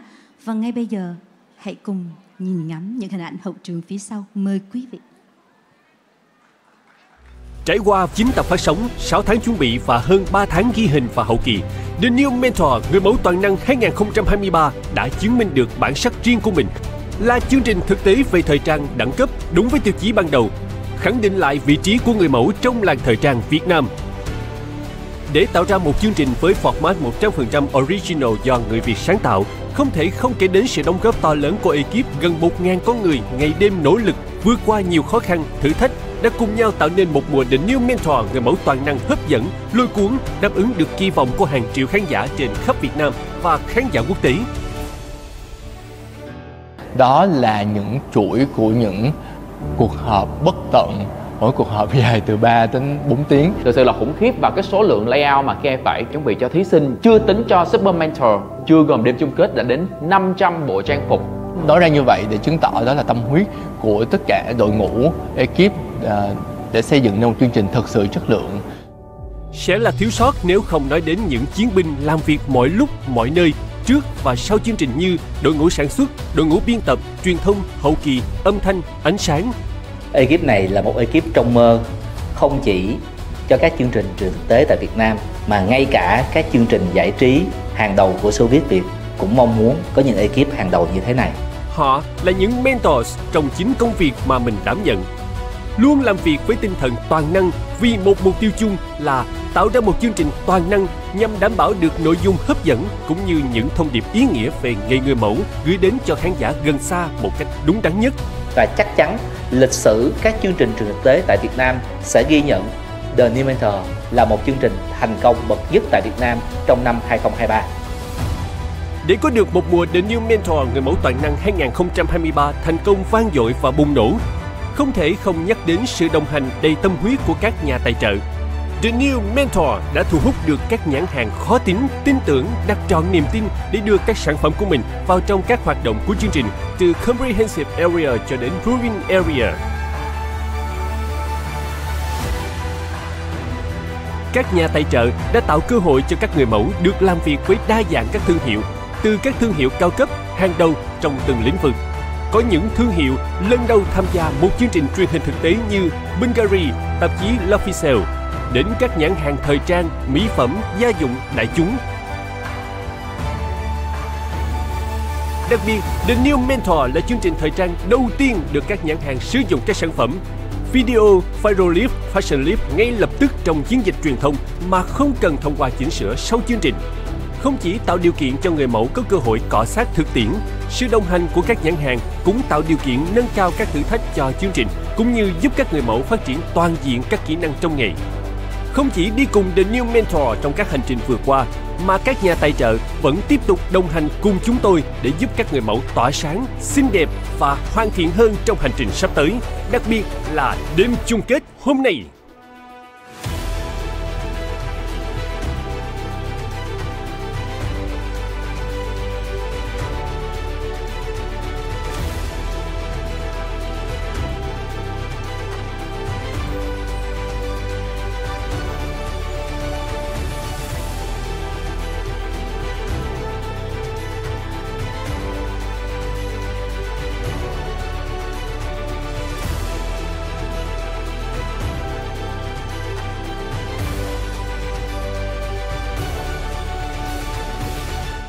Cùng với sự đồng hành thiết thực, các nhà tài trợ là yếu tố quan trọng để giúp The New Mentor người mẫu toàn năng 2023 thành công toàn Mỹ và khẳng định được vị trí của mình.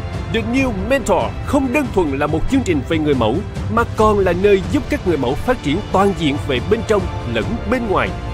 Ban tổ chức The New Mentor người mẫu toàn năng 2023 xin gửi lời cảm ơn chân thành và sâu sắc nhất đến tất cả các thương hiệu, doanh nghiệp và nhà tài trợ đã đi cùng chúng tôi.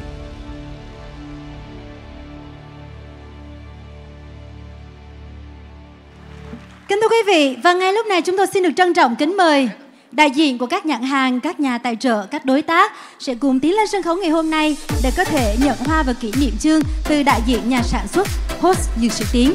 Xin được trân trọng chào mừng trên sân khấu ông Lê Xuân Trường, giám đốc marketing ngành hàng trải nghiệm di động Samsung Việt Nam, đại diện nhà tài trợ phong cách Samsung Galaxy Z Flip 5. Xin được trân trọng kính mời bà Trịnh Trần Phương Uyên, Brand Manager, đại diện nhà tài trợ độc quyền chăm sóc và tạo kiểu tóc Tristan. Xin chào đón Miss Tracy Thư Lương, trưởng phòng đối ngoại Audi Việt Nam, đại diện nhà tài trợ vận chuyển Audi Việt Nam. Xin trân trọng kính mời ông Lê Anh Tú, đại diện nhà tài trợ vận chuyển VinFast. Xin được chào đón Mr. Dean Ramos, COO California Fitness and Yoga Việt Nam, nhà tài trợ thể chất và sức khỏe. Xin được trân trọng kính mời bà Quách Kim Nhu, quản lý thương hiệu Ariston tại Việt Nam, nhà tài trợ đồng hành cùng thử thách Ariston. Chào đón Miss Nancy Ngân Nguyễn, giám đốc marketing và truyền thông Bulgari Việt Nam, đại diện nhà tài trợ trang sức Bulgari. Xin trân trọng kính mời ông Dương Quốc Nam, nhà sáng lập Hàng Nam Group, thương hiệu nội thất Phố Sinh. Xin chào đón bà Phan Thị Diệu Huyền, giám đốc vận hành MOI Cosmetics, nhà tài trợ mỹ phẩm MOI. I would like to welcome on stage Mr. Chris Clark, CEO, nhà tài trợ đồng hành cùng thử thách Olapen. Chào đón bà Hana Vũ, đại diện tập đoàn Yua tại Việt Nam, nhà tài trợ đồng hành cùng thử thách Yua. Xin được trân trọng kính mời giám đốc sáng tạo tạp chí L'Officiel Việt Nam Alex Fox, đại diện nhà tài trợ xuất bản L'Officiel Việt Nam. Xin được chào đón bà Hoàng Thùy Dương, giám đốc điều hành thẩm mỹ quốc tế Bali, nhà tài trợ thẩm mỹ và chăm sóc sắc đẹp thẩm mỹ viện quốc tế Bali. Xin được giới thiệu bà Trang Đặng, tổng giám đốc Renaissance Riverside Hotel Sài Gòn. Ông Vũ Quốc Phong, giám đốc điều hành Paragon Sài Gòn Hotel. Mr. Trần Đình Thăng, giám đốc công ty trách nhiệm hữu hạn thẩm mỹ JC. Ông Phạm Huy, nhà tài trợ hoa tươi Flower L. Nhà tài trợ chữa lành tâm trí tuệ Thiên Ý Đường. Nhà tài trợ giày Gianvito Rossi. Nhà tài trợ giày Christian Louboutin. Nhà tài trợ chữa lành tâm trí tuệ Thiên Ý Đường, nhà thiết kế Trung Thanh Phong. Bà Nguyễn Thị Nhung, giám đốc trung tâm dịch vụ công ty cổ phần đầu tư phát triển công nghệ và truyền thông Voting Việt Nam. Bà Vũ Thị Thùy Mai, đại diện kinh doanh nhãn hàng 82X. Xin giới thiệu bà Mai Thị Thanh Thủy, trưởng ban kinh doanh thương mại VTVCap, đối tác phát sóng độc quyền nền tảng truyền hình. Chào đón ông Gavin Nguyễn, trưởng ban khối vận hành đối tác nội dung giải trí nền tảng TikTok Việt Nam.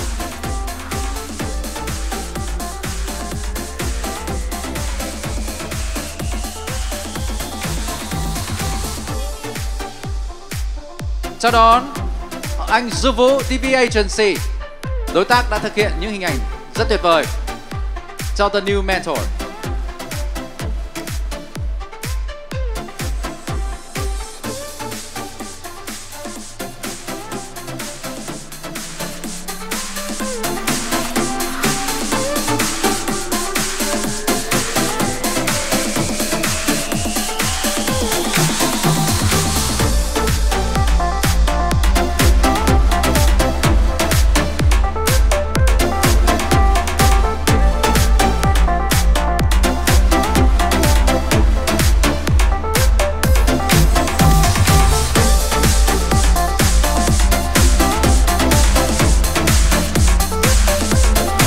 Thưa quý vị, trên sân khấu lúc này chính là sự hiện diện của đại diện các nhà tài trợ và đơn vị đồng hành, những người đã có những đóng góp rất lớn để có thể mang tới một The New Mentor chỉn chu, đầy sự hấp dẫn và mang tới vô vàn những cảm xúc kỷ niệm cho các khán giả.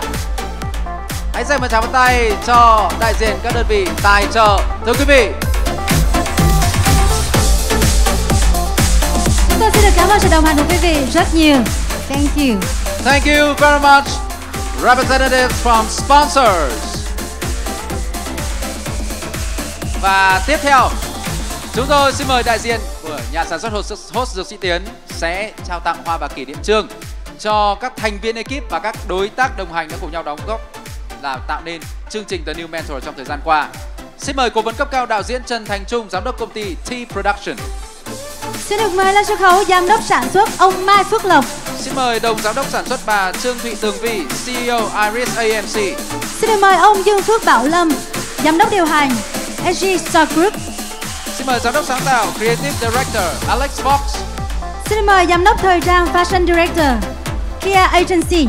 Xin mời đại diện Makeup và làm tóc Quân Pu Academy. Xin được mời đạo diễn Đinh Hà Uyên Thư Ganga Studio. Xin mời đạo diễn Vương Khang. Đạo diễn Trần Mạnh Hùng. Xin mời đạo diễn Dương Vũ TV Agency. Xin mời đạo diễn Catwalk Thanh Trúc Trương. Giám đốc hậu kỳ Nguyễn Ngọc. Nhà thiết kế Linh San. Nhà thiết kế Đỗ Long. Và xin được mời anh Nguyễn Tuấn Anh, đại diện của Retro Việt Nam, là đơn vị hỗ trợ truyền thông trên nền tảng YouTube của chương trình.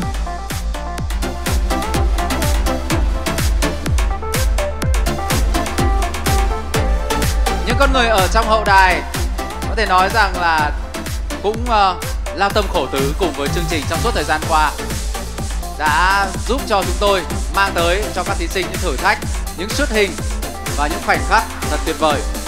Cảm ơn thành viên trong ekip và những cố vấn của chương trình.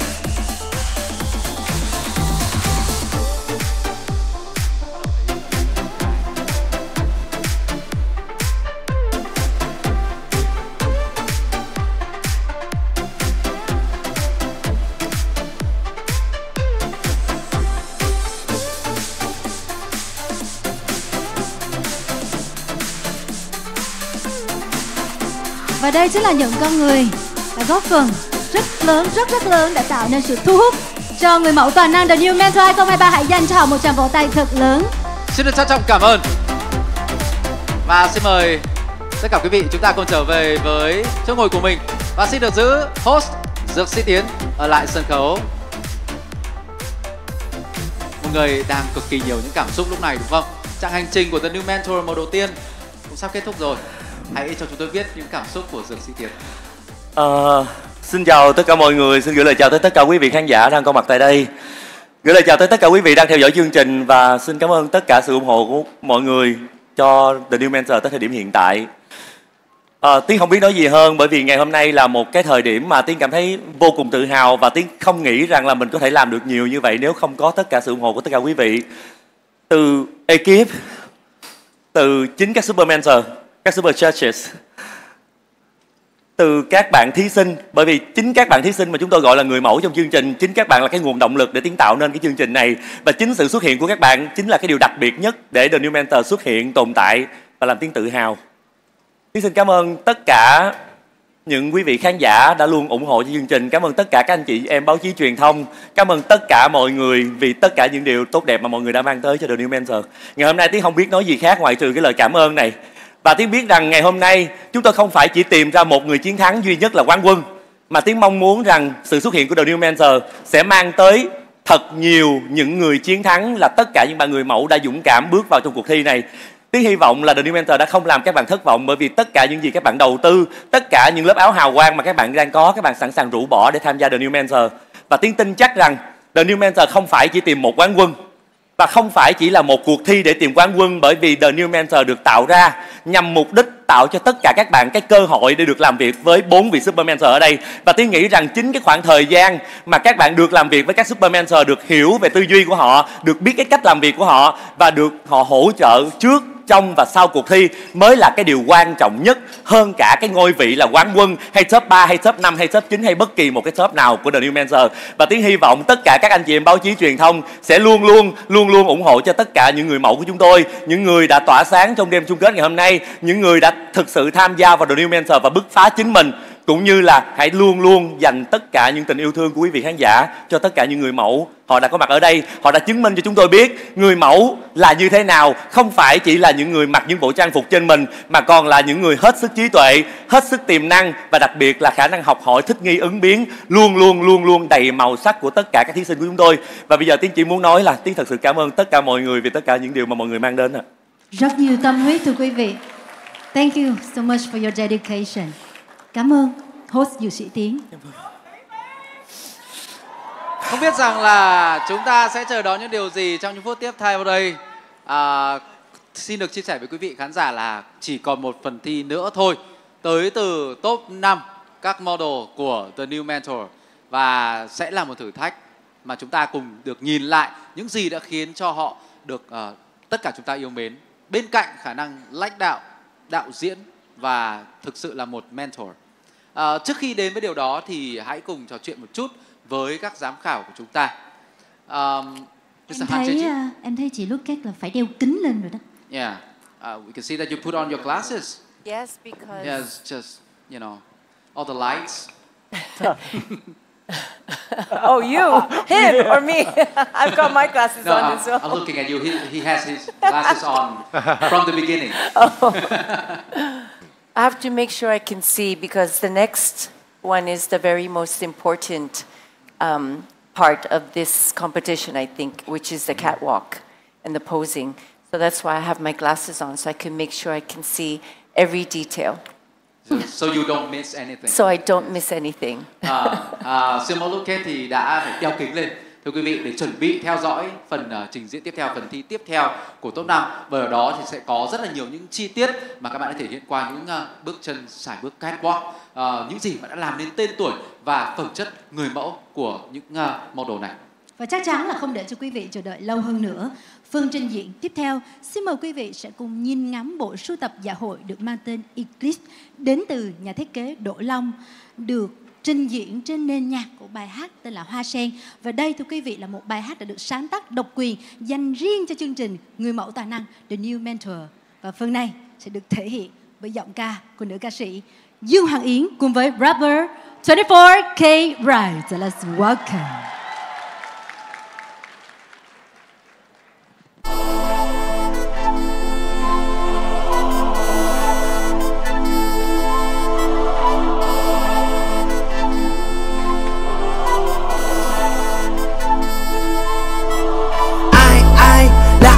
Trên sàn đấu who hiding who fighting, ngôi sao mới đang lên who rising, 24K the way I shining. I get a bản lĩnh tư duy và ngoại hình, baby thích cài cạnh anh tài tình tài bắt đầu với hai bàn tay trắng, cố gắng nghìn đêm đây không phải là may mắn. Sau khi nếm từ cái cay đang khiến đôi mươi này giờ có vẻ được say đắm. Anh không trốn sau là mây trắng, anh chui vào mây bách y học vào vây bắt. Bước một như ta của ngân hàng, anh là chủ của số xếp hàng ngày ngàn. Giống như một bông hoa sen, cái anh vươn lên và thoát qua bùn lầy. Watch out bro myself, bùn đất màu đen không thể làm anh chùn dày. Từ nơi mà những lời ngợi khen chưa bao giờ là thứ anh được nghe thường ngày. Để giờ anh để lại đằng sau dấu chân khi thảm đỏ trải khi con đường này. Vươn lên với khát khao trên cùng ánh sáng, trên con đường thanh thang. Cuộc đời biết bao nhiêu bất ngờ phía trước. Cho trên những ánh sao vòng mây hai vai, hai trên đường lắm lại có vinh quang sẽ huy hoàng.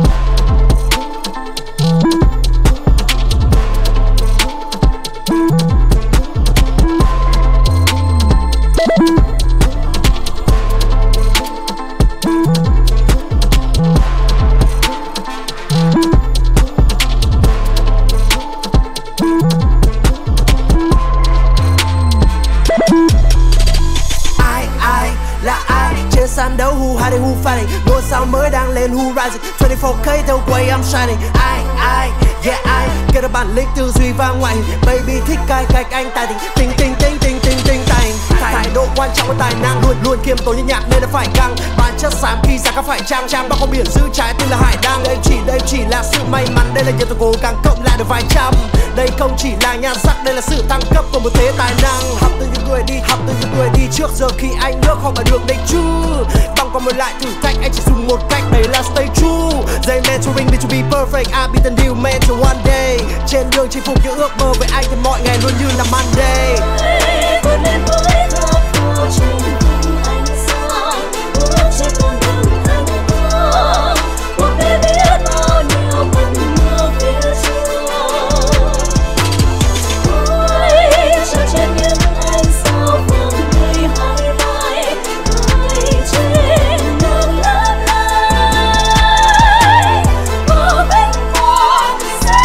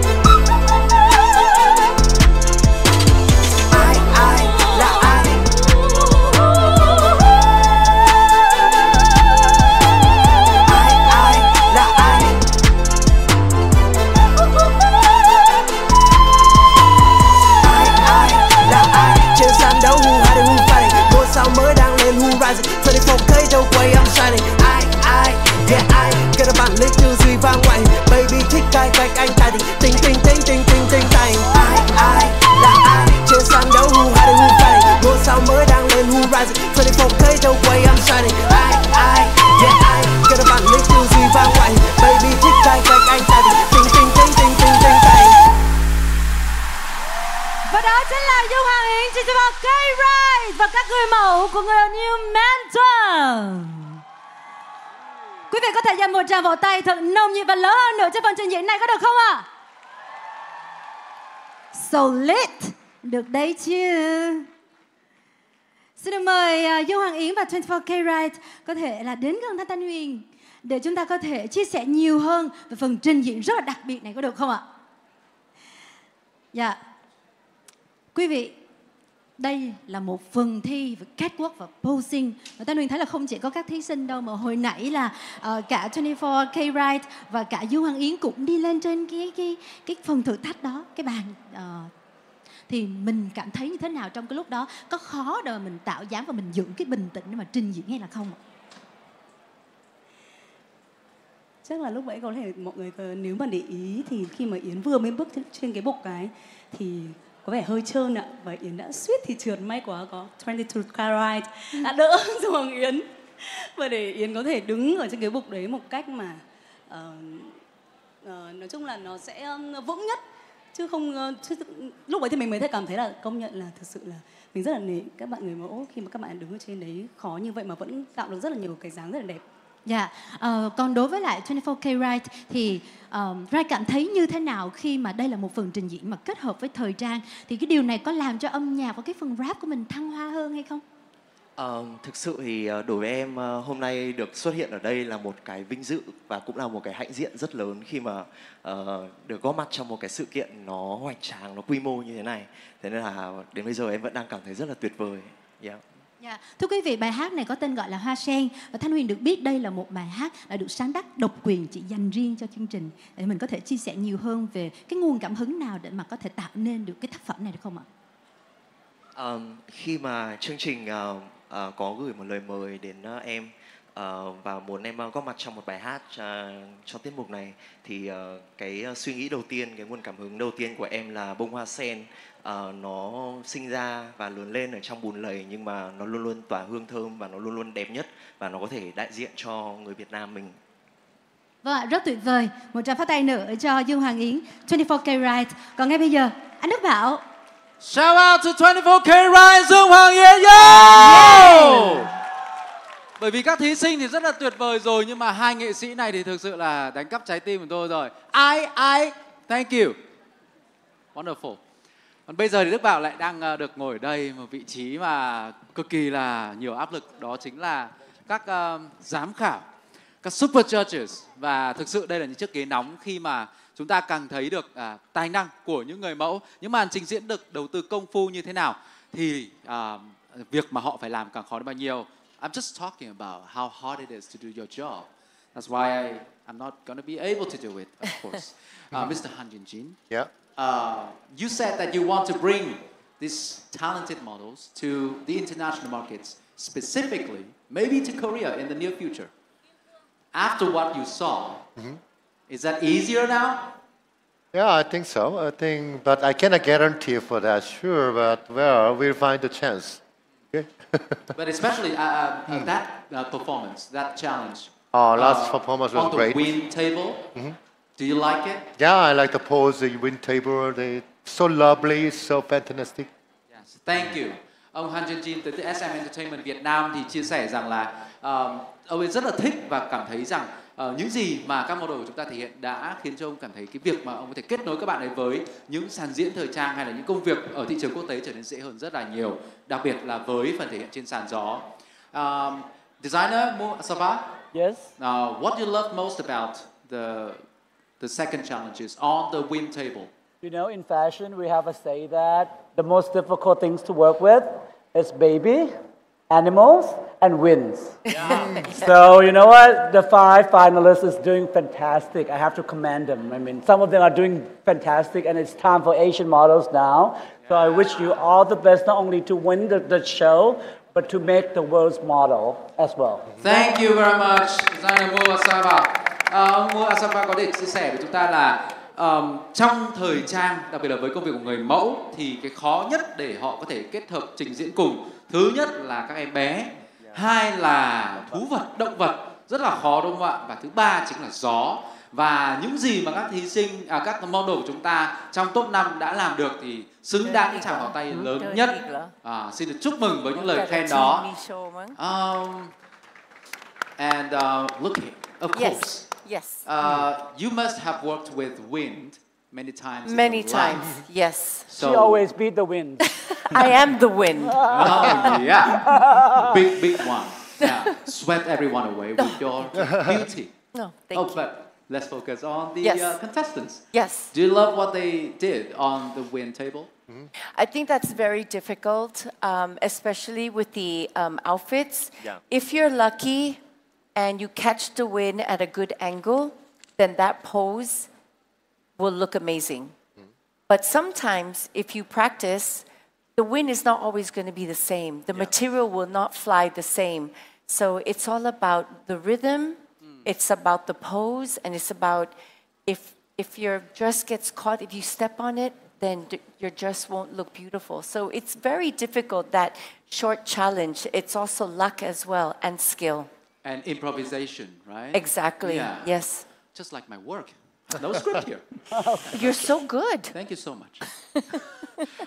Thưa quý vị, siêu mẫu Lucas thì muốn chúng ta hiểu rõ hơn về cái độ khó của cái thử thách vừa rồi.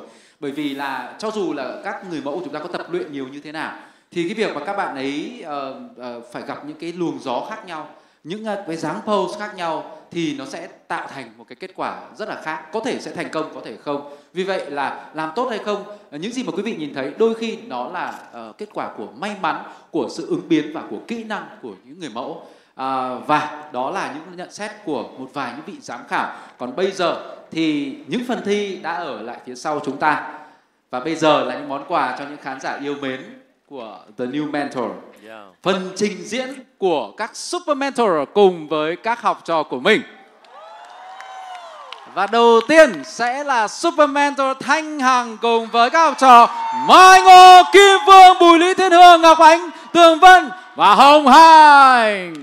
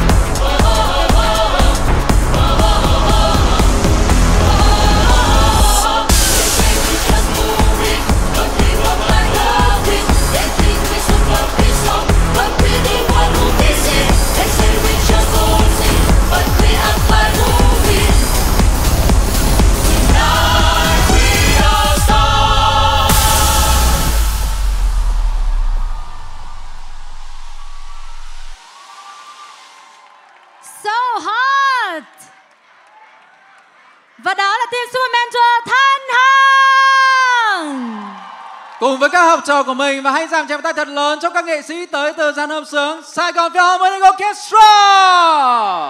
Thank you. Wow, quả là những màn trình diễn không làm cho chúng ta thất vọng, đúng không ạ? Quá tuyệt vời. Tôi ngồi cạnh Dược Sĩ Tiến thì Dược Sĩ Tiến chỉ có hú hét và vỗ tay và chắc là cái ghế này nó sắp sập đến nơi rồi vì không thể nào đỡ được những cú nhảy theo nhạc từ nãy giờ, đúng không ạ? Rất là muốn hỏi một vị giám khảo là giám đốc sáng tạo Alex Fox. Thứ nhất là Alex có mê cái màn trình diễn vừa rồi không? Phải nói rằng đây là một màn trình diễn rất là học thuật và rất là hàn lâm, cũng như cách mà chị Thanh Hằng đã dạy dỗ và dìu dắt các học trò của chị trong xuyên suốt chương trình này. Xin cảm ơn Alex. Vậy thì tiếp theo chúng ta sẽ, tôi phải đến gần bạn hơn. Chúng ta sẽ cùng gặp gỡ với Super Mentor Hương Giang cùng với các học trò của mình. Thì Hương Giang thì chúng ta cũng biết cái câu chuyện mà mọi người rất là thấy thú vị rồi. Bộ sưu tập tóc giả rất là nhiều, đúng không? Và hôm nay thì lại đeo tóc thật. Thế thì liệu là có bộ tóc giả nào cho Hương Giang hôm nay không? Và rất là tò mò đấy Alex ạ. Thật ra là trước khi đến ngày hôm nay, Alex có thể một cái nguyện vọng là muốn được ngồi kế Jennifer để có thể gọi là tặng cho bạn yêu một bộ tóc, một món quà tri ân và cảm ơn Jennifer đã hết mình, và hy vọng là bộ tóc giả này sẽ được gửi đến hậu trường và mọi người sẽ được nhìn thấy Jennifer trong bộ tóc này. Rồi, quả thật là một dấu ấn không thể nào phai về Jennifer, về Hương Giang. Cảm ơn Alex rất là nhiều. Và bây giờ thì chúng ta sẽ chờ mong điều gì ở team Hương Giang đây? Chúng tôi nghĩ đây là những cái điều mà chắc là chỉ có tại The New Mentor thôi quý vị ạ. Và tiếp theo chúng ta sẽ cùng nhau đến với phần trình diễn của team Hương Giang. Chị Giang ơi! Chị đang ở đâu đấy chị ơi?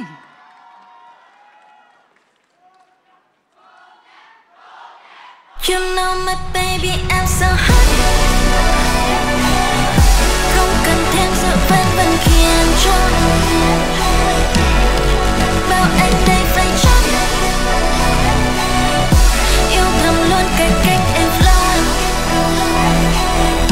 Kêu con biết này trong quan sát nha. Knock knock knock, 'cause I'm hot hot hot. Knock knock knock, 'cause I'm hot hot hot. Bao giờ đến được cơ vào trái tim em, 'cause I'm hot hot hot. Baby I like fire, hot từ trong hot xa, hot từ chân đến đầu, không thể chậm lấy đâu, khiến bao cô phải câu mày, tỏa mùi hương ngất ngây, thêm một son rất tay, nếm rồi sẽ nhớ ngay. Trong mình đêm đêm tối không ngủ, nhưng vì sao lúc bóng đi đâu, nhưng cho em đứng trên cao, đêm sáng như sao. Tâm hồn em lấp lánh hơn khi bao thiện cười em gói mang đi, đừng cho tiếng hát không xì. You know my baby I'm so hot, không cần thêm rượu vang vẫn khiến cho bao anh đây phải chót, yêu thầm luôn cái cách em flow, em bay trong vast này như chim hót, kêu cầm beat này trong one shot nha. Knock knock knock, bao giờ đêm gõ cửa vào trái tim em, 'cause I'm hot hot hot, 'cause I'm hot hot hot.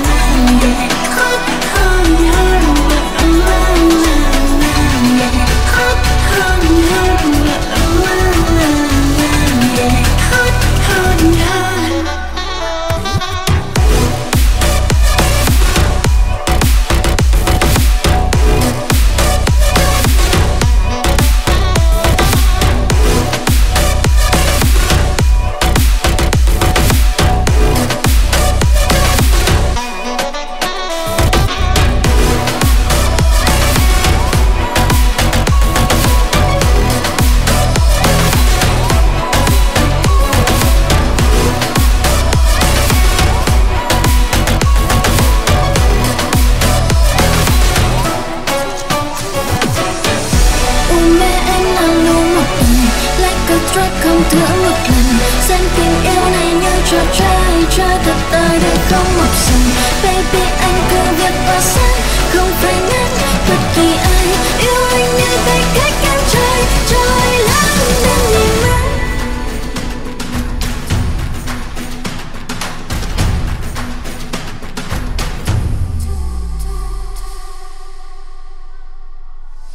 You know my baby I'm so hot. Em không cần thêm rượu vang đừng khiến cho bao anh đây phải chót.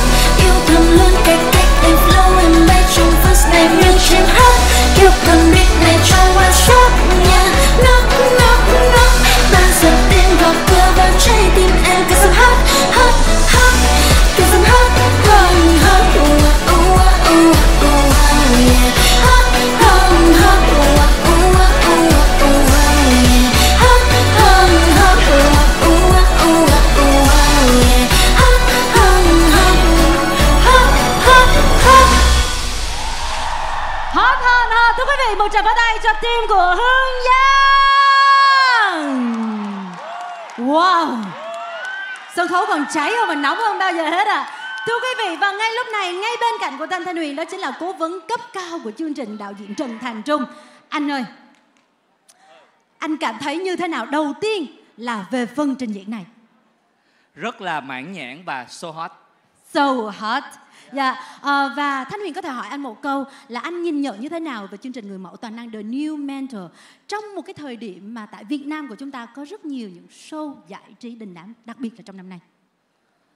Lời đầu tiên xin gửi lời chào đến Thanh Huyền, đến ban giám khảo, và Trung cũng xin gửi lời chào đến tất cả khán giả đang có mặt trong trường quay ngày hôm nay ạ.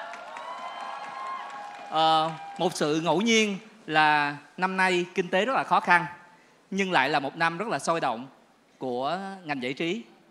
Bằng chứng là có rất nhiều format nổi tiếng trước đây ngưng thực hiện thì năm 2023 quay trở lại sản xuất. Song song đó thì một số chương trình lần đầu tiên được tổ chức tại Việt Nam, trong đó có Người mẫu toàn năng. Và ngay từ cái phát súng đầu tiên thì chương trình đã lập tức chinh phục được khán giả bằng những cái tập phát sóng, bằng chất lượng và dàn thí sinh, cộng với cái sự xuất hiện lần đầu tiên của cái 4 gương mặt của 4 vị Super Mentor, nó đã chinh phục hoàn toàn với khán giả. Yeah. Cảm ơn anh.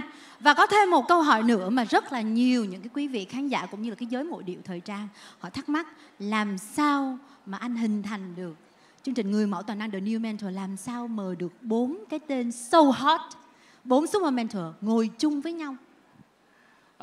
Đầu tiên phải nói là cái tâm huyết của Hương Giang và Dược Sĩ Tiến mong muốn có một cái chương trình để đời và chất lượng. Chính vì vậy mà ekip mới ngồi lại với nhau. Để làm được điều đó thì phải mời những cái nhân tố nào để gây bùng nổ. Chúng tôi chọn ra những cái nhân tố rất là tài năng trên thị trường để cùng làm việc với nhau. Những cái sự kết hợp lần đầu tiên có tại chương trình và đưa cho họ những cái kế hoạch, những cái format để mà gây sự bùng nổ, để mà thuyết phục họ tham gia vào chương trình lần này. Dạ.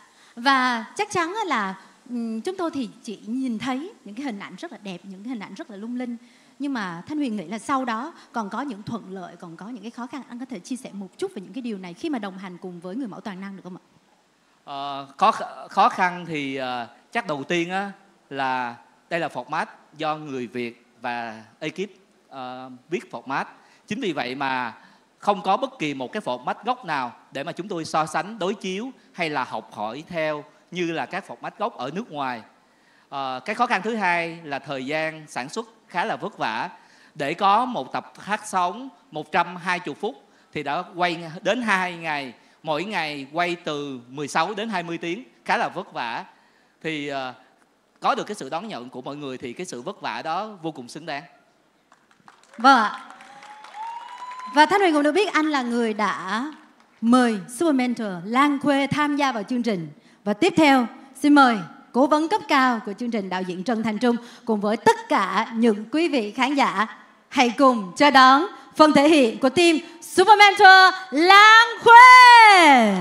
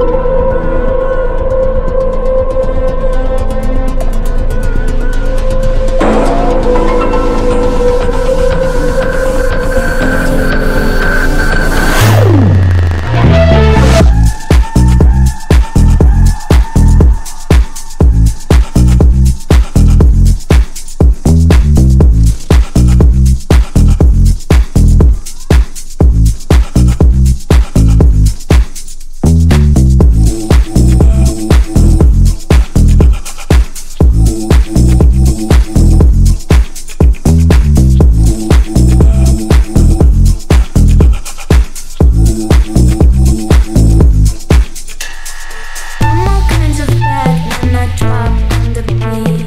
Taking down my hair, got your eyes on me. You need it, you want it, but can you handle this? This lollipop is popping, wanna give it a kiss.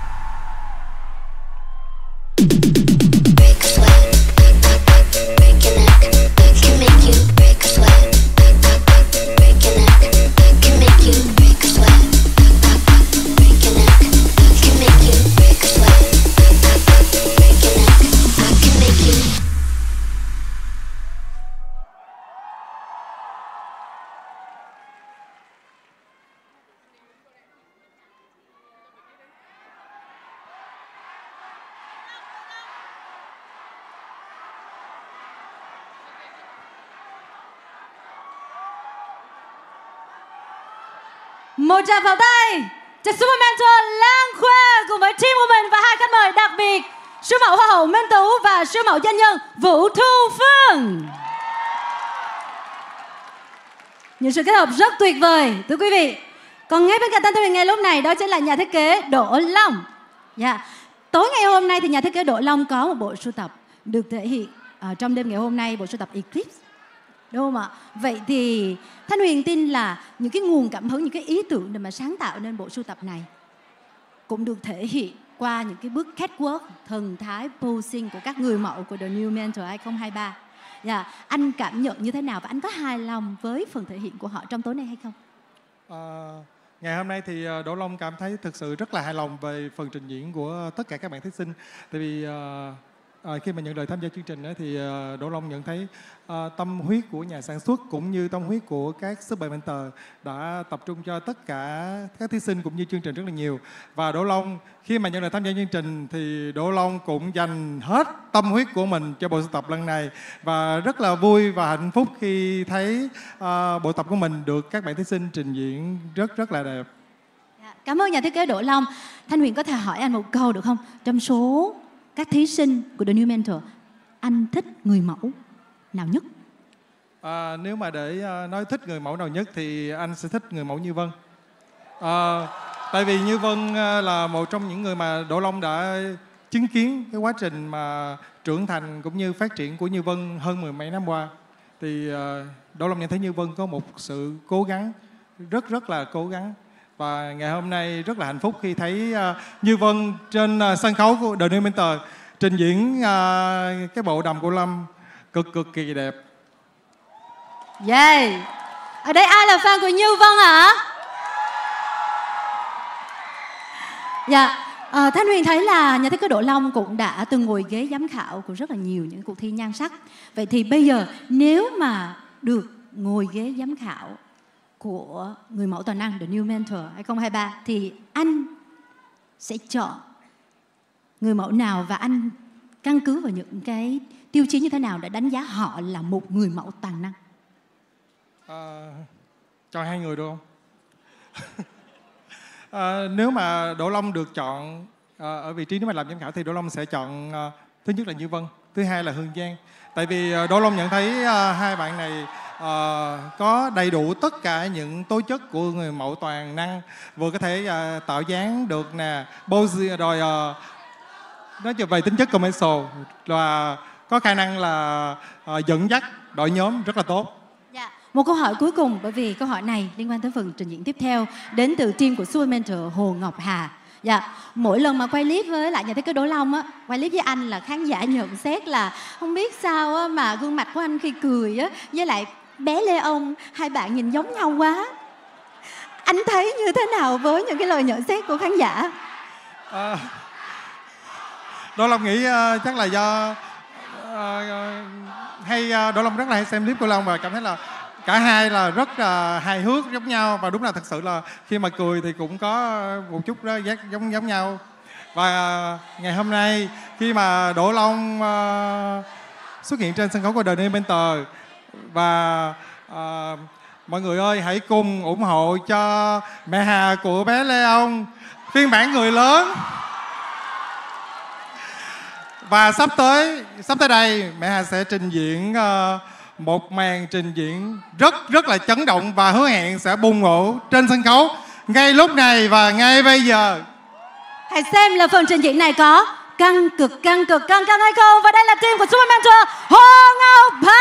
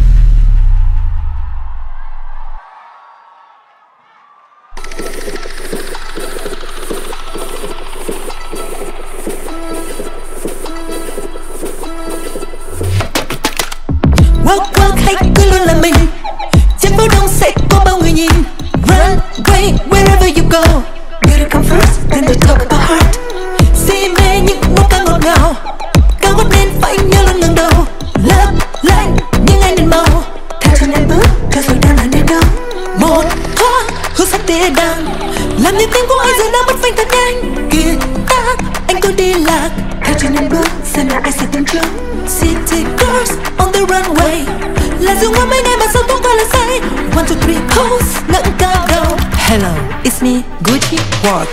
What I wear is outfit of the day. What I say is the quote of the day. Anh nói là anh biết phải thế nào đây. Hello, it's me, Gucci Walk. What I wear is outfit of the day.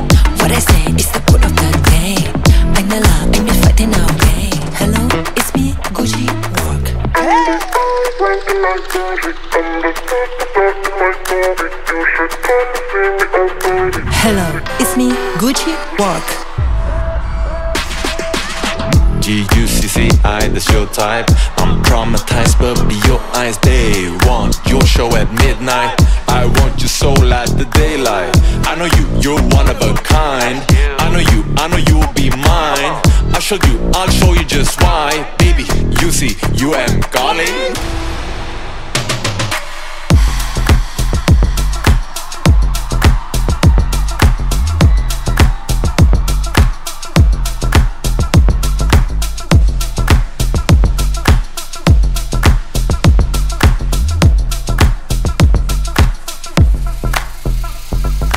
Một thoáng hương sắc đĩa đàn làm những tim của ai giờ đang mất phanh thật nhanh. Kia ta anh cứ đi lạc theo trên năm bước xem là ai sẽ đứng trước. City girls on the runway là dù ngắm mấy đêm mà sao tôi coi là sai. 1, 2, 3 pose ngẩng cao đầu. Hello, it's me, Gucci Walk. What I wear is outfit of the day. What I say is the quote of the day. Anh nói là anh biết phải thế nào đây. Hello, it's me, Gucci Walk. What I wear is outfit of the day. What I say is the quote of the day. Anh nói là anh biết phải thế nào đây. Hello, it's me, Gucci Walk.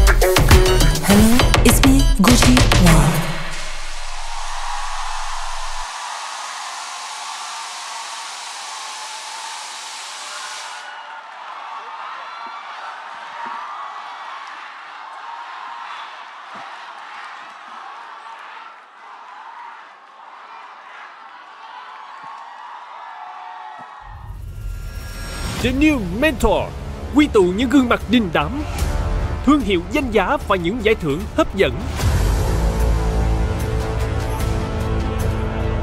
Nhà thiết kế Chung Thanh Phong cầm tay một người mẫu mà bạn sẽ chọn làm nàng thơ cho bộ sưu tập mới của mình. Wow! Người mẫu xuất sắc nhất sẽ nhận được hợp đồng đại sứ thương hiệu 300 triệu.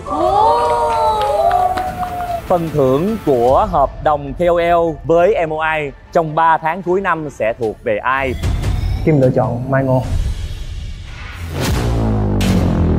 Để nhận được sự công nhận từ các ban giám khảo và đặc biệt là khán giả, wow, các người mẫu của The New Mentor 2023 đã cố gắng hết sức hoàn thành từng đề bài được giao.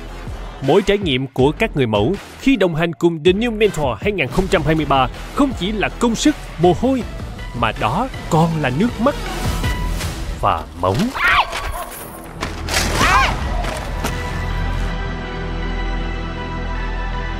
Xin phép được lựa chọn bạn Lâm Châu.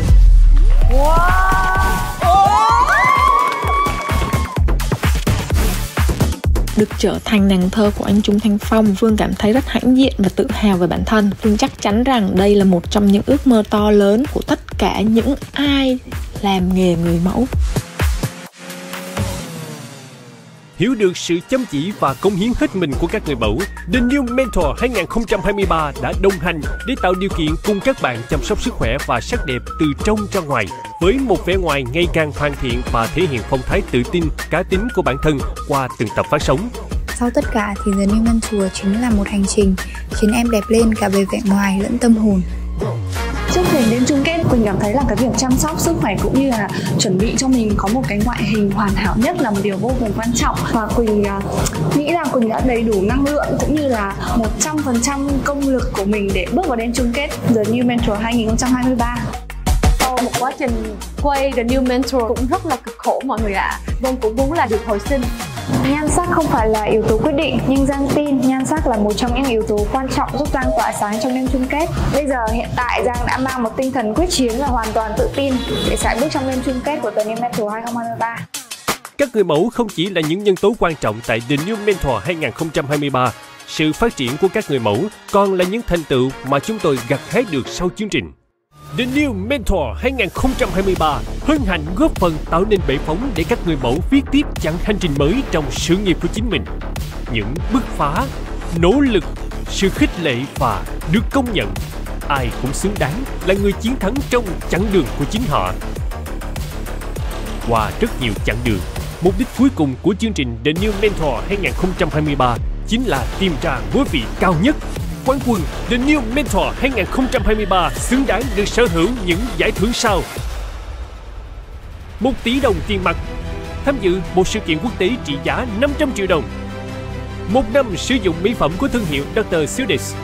Áo quân 1 180 triệu đồng, áo quân 2 150 triệu đồng, áo quân 3 100 triệu đồng, cùng với các giải thưởng phụ Best Catwalk, Best Photo Shooting, Best Video Shooting, Best Orator, Favorite Model, người mẫu được yêu mến nhất được bình chọn bởi Top 24. Mỗi giải trị giá 30 triệu đồng. Ai sẽ trở thành quán quân và sở hữu những giải thưởng danh giá này? Đồng tiền mặt. Wow. Tham gia một sự kiện quốc tế trị giá 500 triệu đồng. Wow. Rất nhiều những giải thưởng hấp dẫn khác. Đó chính là những gì mà quán quân của The New Mentor có thể nhận được. Nhưng kết quả sẽ đến với chúng ta sau ít phút nữa. Còn bây giờ tôi muốn tất cả quý vị hãy cùng trở lại với 30 phút mãn nhãn, mãn tai và vô cùng cảm xúc vừa qua. Những màn trình diễn của các Super Mentor và các học trò của mình thế nào ạ? Quý vị thấy là có hay và thú vị không ạ? Vỗ tay thật là lớn cho các Super Mentor của chúng ta được không quý vị? Và tất cả các người mẫu đang ở trên sân khấu ngày hôm nay. Đầu tiên là chúng tôi nhìn thấy Super Mentor Thanh Hằng. Không biết là chị có micro ở đó không? Đã tháo micro để trình diễn rồi đúng không ạ? Phần trình diễn của Super Mentor Thanh Hằng đã có một cái vibe có thể nói rằng là rất hàn lâm với sự xuất hiện của Saigon Philharmonic Orchestra và đương nhiên là những bước catwalk thần sầu. Cảm ơn Super Mentor Thanh Hằng. Và thưa quý vị, với Super Mentor Hương Giang thì lại trình diễn trên nền nhạc của ca khúc là Hot Hot Hot. Đây là một ca khúc mà Thanh Huyền và chị Giang đã phải tranh đấu rất là nhiều để mà có thể sở hữu được cái ca khúc này với một con số rất là khủng, và Thanh Huyền cũng không thể nào tin được là có một ngày chị Giang mang ca khúc này ở trên sân khấu của The New Mentor 2023. Và Đức Bảo thì lại nhớ là ca khúc này đã được trình diễn ở Miss Queen International Việt Nam. Xin được cảm ơn Hương Giang với phần trình diễn rất là tuyệt vời. Và cũng xin được chào đón sự trở lại của Super Mentor Hồ Ngọc Hà. Hello, it's Gucci Walk. Yeah, so hot. Thank you.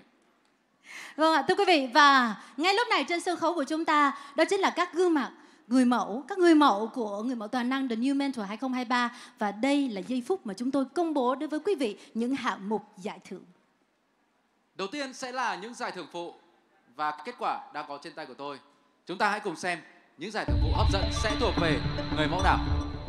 Thưa quý vị, và giải thưởng đầu tiên, người mẫu catwalk đẹp nhất. Xin được chúc mừng người mẫu Kim Phương, giải Best Catwalk. Xin chúc mừng Kim Phương. Xin kính mời bà Hana Vũ, đại diện tập đoàn UA tại Việt Nam, lên trao giải thưởng trị giá 30 triệu đồng cùng hoa và kỷ niệm chương của chương trình cho model Kim Phương.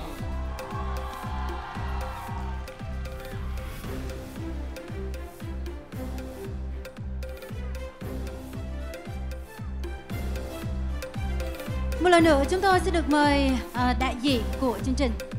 Chúng ta sẽ cùng trao giải thưởng người catwalk đẹp nhất cho Kim Phương. Xin mời bà Hana Vũ đang tiến về sân khấu, đại diện tập đoàn UA tại Việt Nam sẽ trao giải trị giá 30 triệu đồng cùng hoa và kỷ niệm chương cho người mẫu Kim Phương tại Best Catwalk. Tôi nhìn thấy ánh mắt của bạn hướng về Super Mentor của mình và có những giọt nước mắt hạnh phúc. Hành trình của bạn đã được ghi dấu bởi giải thưởng này. Con đường rộng mở không chỉ với sự nghiệp làm người mẫu mà còn với vai trò là một New Mentor. Xin được chúc mừng Kim Phương. Và thưa quý vị, giải thưởng tiếp theo, người mẫu chụp ảnh đẹp nhất. Quý vị nghĩ là ai ạ? Best Photo Shooting thuộc về ai? Và thưa quý vị, người mẫu chụp ảnh đẹp nhất đã thuộc về Ngọc Ánh. Chúc mừng người mẫu Ngọc Ánh và xin mời bà Quách Kim Nhu, quản lý thương hiệu Ariston tại Việt Nam, sẽ lên trao giải thưởng trị giá 30 triệu đồng cùng hoa và kỷ niệm trường của chương trình cho model Ngọc Ánh. Ban giám khảo rất là gật gù với kết quả này. Thực sự là Ngọc Ánh đã có được những buổi photoshoot với những tác phẩm rất đẹp, thưa quý vị. Xin mời đại diện của chương trình ạ. Xin kính mời bà Quách Kim Nhu, quản lý thương hiệu Ariston tại Việt Nam đang tiến về phía sân khấu trao giải thưởng trị giá 30 triệu đồng cùng hoa và kỷ niệm chương cho model Ngọc Ánh.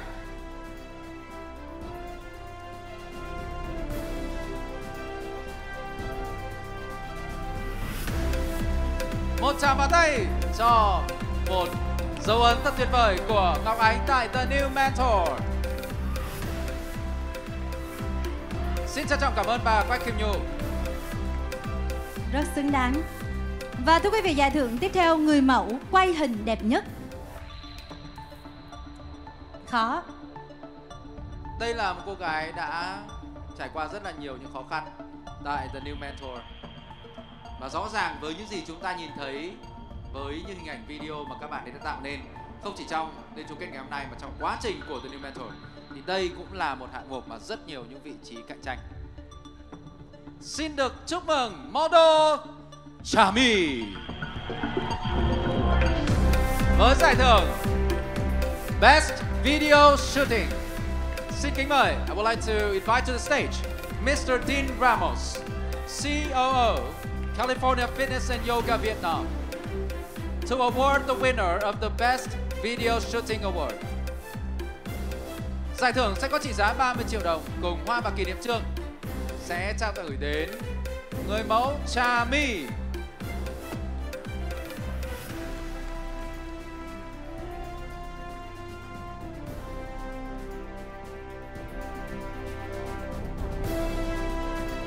Chúc mừng Trà My. Xin chúc mừng. Giải tiếp theo, thưa quý vị, đó chính là người mẫu có khả năng truyền đạt tốt nhất. Chúng ta đã nhìn thấy những cô gái của chúng ta tương tác, truyền đạt những ý tưởng, cảm xúc của mình trong hành trình của The New Mentor, đặc biệt là với top 9 ngày hôm nay, được không ạ?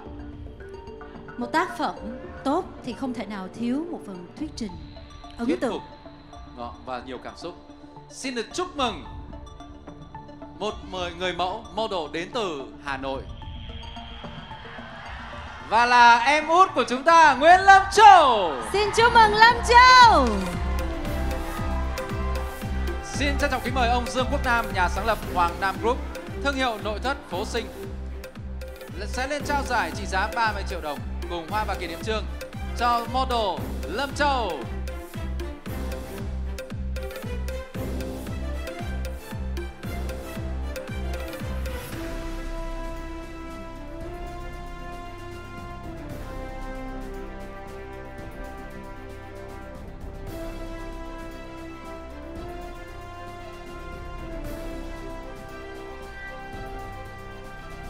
Chúc mừng Lâm Châu, người mẫu có khả năng truyền đạt tốt nhất.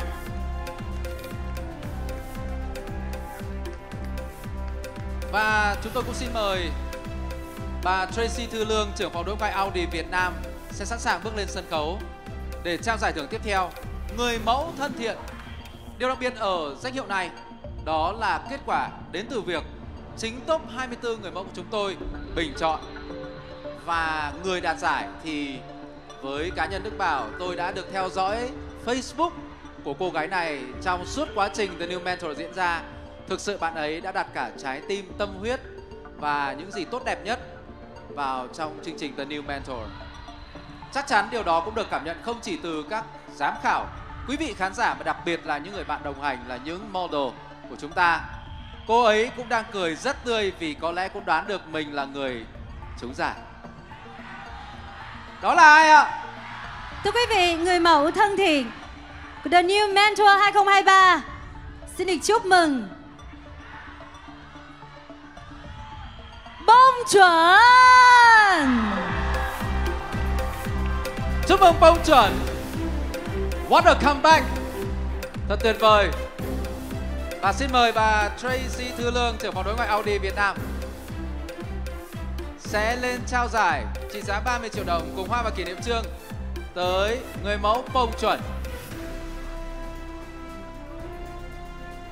Thực sự là khi mention về giải thưởng này thì tất cả những ánh mắt của những người mẫu trên sân khấu đều hướng về người mẫu Bông Chuẩn.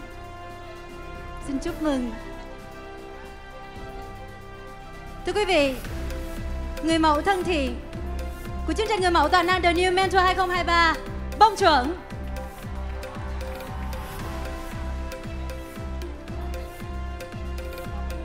Xin được cảm ơn Bông Chuẩn.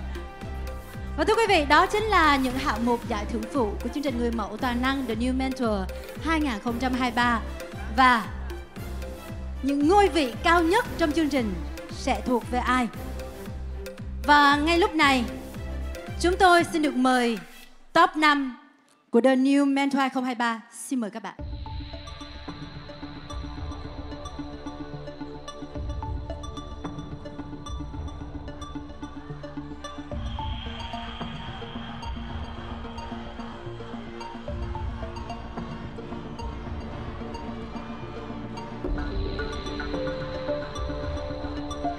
Và quý vị thân mến, ai sẽ là quán quân của người mẫu toàn năng The New Mentor 2023? Ai trong số 5 người mẫu? Đó có phải là Mai Ngô, Hương Giang hay là Thúy Quỳnh? Cho tôi nghe những tràng vỗ tay dành cho Như Vân được không ạ? Và Thu Trang. Và thưa quý vị, thực sự là luôn luôn có những điều bất ngờ đến với bất cứ một cuộc thi, một hành trình nào. Những gì mà ban tổ chức, ban giám khảo đã dự tính thì cũng phải thay đổi vào phút chót. Đó có thể là số lượng giải thưởng, đó cũng có thể là cái tên mà họ dự đoán sẽ giành chiến thắng. Đầu tiên xin được công bố chúng ta sẽ có các giải thưởng sau đây trong top 5. Có một Á quân 3, có một Á quân 2, có 2 Á quân 1 vì sự xuất sắc của top 5 và chỉ có một ngôi quán quân. Sẽ cùng xem ngôi vị gọi tên người mẫu nào của chúng ta. Và bây giờ là ngôi vị Á quân 3. Ngôi vị Á quân 3 The New Mentor mùa đầu tiên thuộc về một thí sinh của Super Mentor. Hình như có khán giả vừa hô khá chính xác. Super Mentor Hương Giang. Chúc mừng Thúy Quỳnh. Xin chúc mừng Thúy Quỳnh, Á quân 3 của người mẫu toàn năng The New Mentor 2023. Xin kính mời bà Trịnh Trần Phương Nguyên, Brand Manager, đại diện nhà tài trợ độc quyền chăm sóc và tạo kiểu tóc Tresemme, lên sân khấu trao giải thưởng cho Á quân 3 Thúy Quỳnh thuộc team Super Mentor Hương Giang. Quý vị thân mến, chúng ta đang đến với phần công bố những ngôi vị của người mẫu toàn năng The New Mentor 2023 và Á quân 3 đã thuộc về Thúy Quỳnh. Xin được mời đại diện của nhà sản xuất host Dược Sĩ Tiến sẽ lên sân khấu để trao giải cho Á quân 3 Thúy Quỳnh.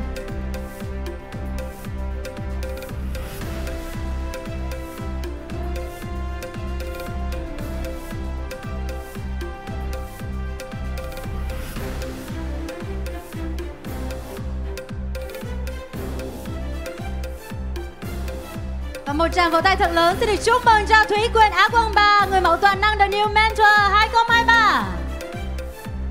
Congratulations, third runner-up Thúy Quỳnh of The New Mentor. Xin cảm ơn Dược Sĩ Tiến. Và như vậy bây giờ chúng ta sẽ đến với ngôi vị Á quân 2. Và cái tên này được gọi lên có nghĩa 3 người còn lại sẽ nằm trong top 3 model xuất sắc nhất của The New Mentor, đúng không ạ? Thưa quý vị, Á quân 2 của The New Mentor 2023 đã thuộc về... Em hồi hộp quá anh Bảo ơi. Chắc là mình nhìn sang các Super Mentor cho đỡ hồi hộp đi. Không, em thấy hồi hộp hơn. Căng thẳng ngang nhỉ. Thôi mình cứ nhìn thấy gì trước mắt thì mình đọc thôi. Thưa quý vị, Á quân 2 của người mẫu toàn năng The New Mentor 2023 xin chúc mừng model Hương Giang. Chúc mừng model Đỗ Hương Giang tới từ team Super Mentor Hương Giang. Xin mời ông Lê Xuân Trường, giám đốc marketing ngành hàng trải nghiệm di động Samsung Việt Nam sẽ lên trao giải Á quân 2.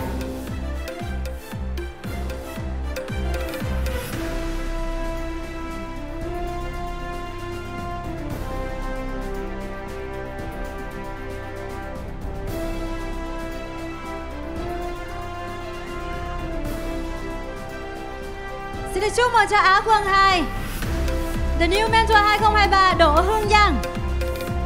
Xin được cảm ơn ông Lê Xuân Trường tới từ nhãn hàng Samsung. Và xin mời top 3 hãy cùng xích lại gần nhau. Chúng ta đã chờ đợi rất lâu, 9 tập phát sóng truyền hình thực tế và đêm nay là đêm chung kết để có thể nhìn thấy 3 model tài năng nhất này.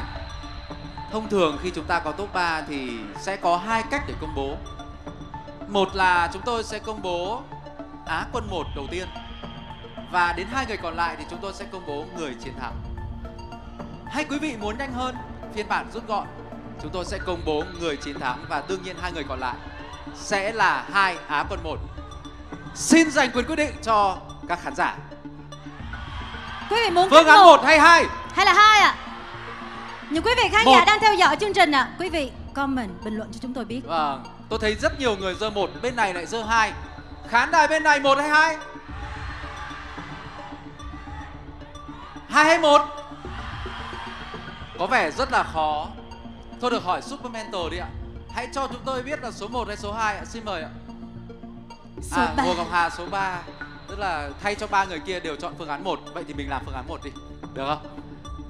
Người đầu tiên là Á quân 1 của The New Mentor.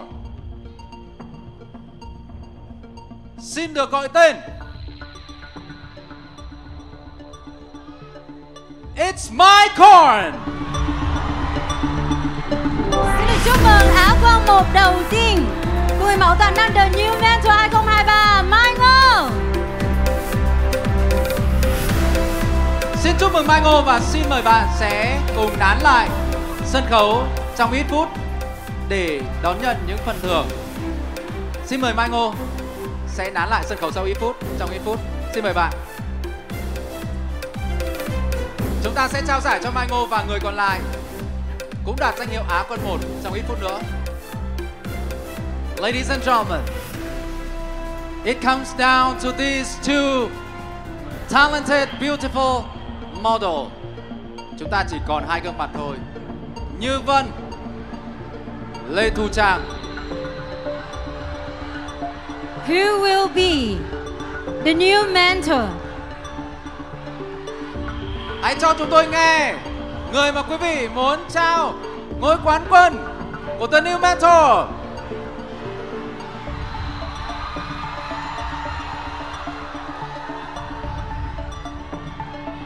Hồ Ngọc Hà và Lan Khuê đã đứng dậy trao cho nhau những cái khoác vai thật là thân tình. Điều đó có thật hay không?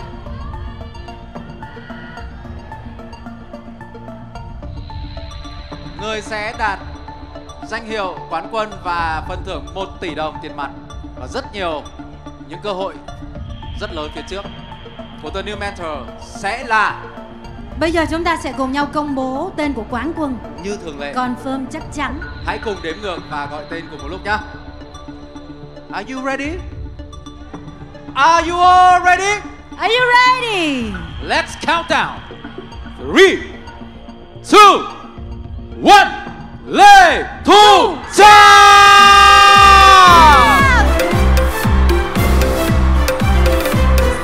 Chúc mừng Lê Thu Trang! Thưa quý vị, Lê Thu Trang sẽ là quán quân của người mẫu toàn năng The New Mentor 2023. Và chúc mừng Như Vân, Á quân 1 của The New Mentor, người mẫu toàn năng. Hãy cùng dành sự trân trọng và tôn vinh cho hai Á quân 1, Mai Ngô và Như Vân, với phần trao giải ngay bây giờ. Xin mời đại diện của ban tổ chức sẽ cùng bước lên sân khấu trao giải. Giám đốc thời trang kia.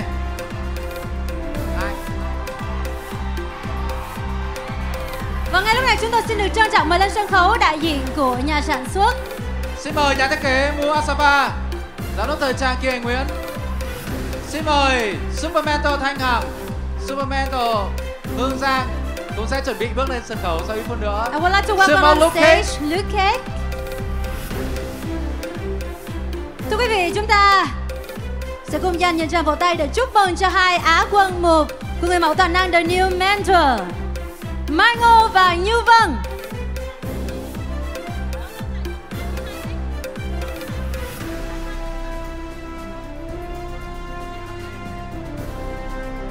Chúc mừng những phần thưởng mà các bạn sẽ nhận được. Đó là những phần tiền mặt giá trị lớn và 6 tháng sử dụng miễn phí sản phẩm đến từ 82X. Đó là phần thưởng dành cho các Á quân 1 của chúng ta. Xin chúc mừng Mai Ngô và Như Vân đã có hành trình rất tuyệt vời và vô cùng ấn tượng. Trên sân khấu là giám đốc sáng tạo Alex Fox, siêu mẫu quốc tế Luke Cake, giám đốc thời trang Kia Nguyễn, nhà thiết kế Mua Safa. Trao giải cho hai Á quân 1 cùng với đại diện của nhãn hàng. Xin được chúc mừng. Ladies and gentlemen, big applause for our first runner. Chúc mừng Mai Ngô và Như Vân. Xin chúc mừng. Thank you very much. Super judges, thank you. Và thưa quý vị, ngay bây giờ là thời khắc quan trọng của đêm nay. Giây phút trao giải cho quán quân của người mẫu toàn năng The New Mentor 2023, Lê Thu Trang.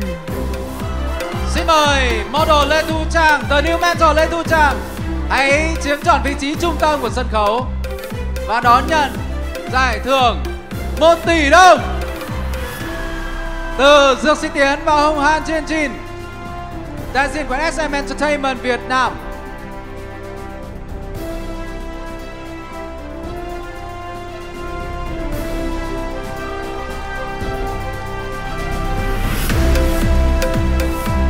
Những giọt nước mắt hạnh phúc xin được chúc mừng Lê Thu Trang, quán quân.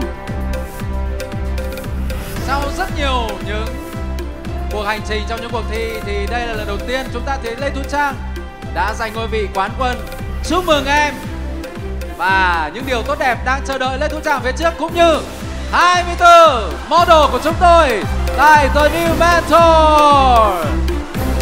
Xin được chúc mừng người mẫu toàn năng The New Mentor và một lần nữa xin được chân thành cảm ơn nhà tài trợ công nghệ và phong cách Samsung Galaxy Z Flip 5, Nhập hội Linh Hoạt đã đồng hành cùng với chương trình. Cảm ơn nhà tài trợ Tresemme, tóc và nếp vượt chuẩn salon đã đồng hành cùng chương trình.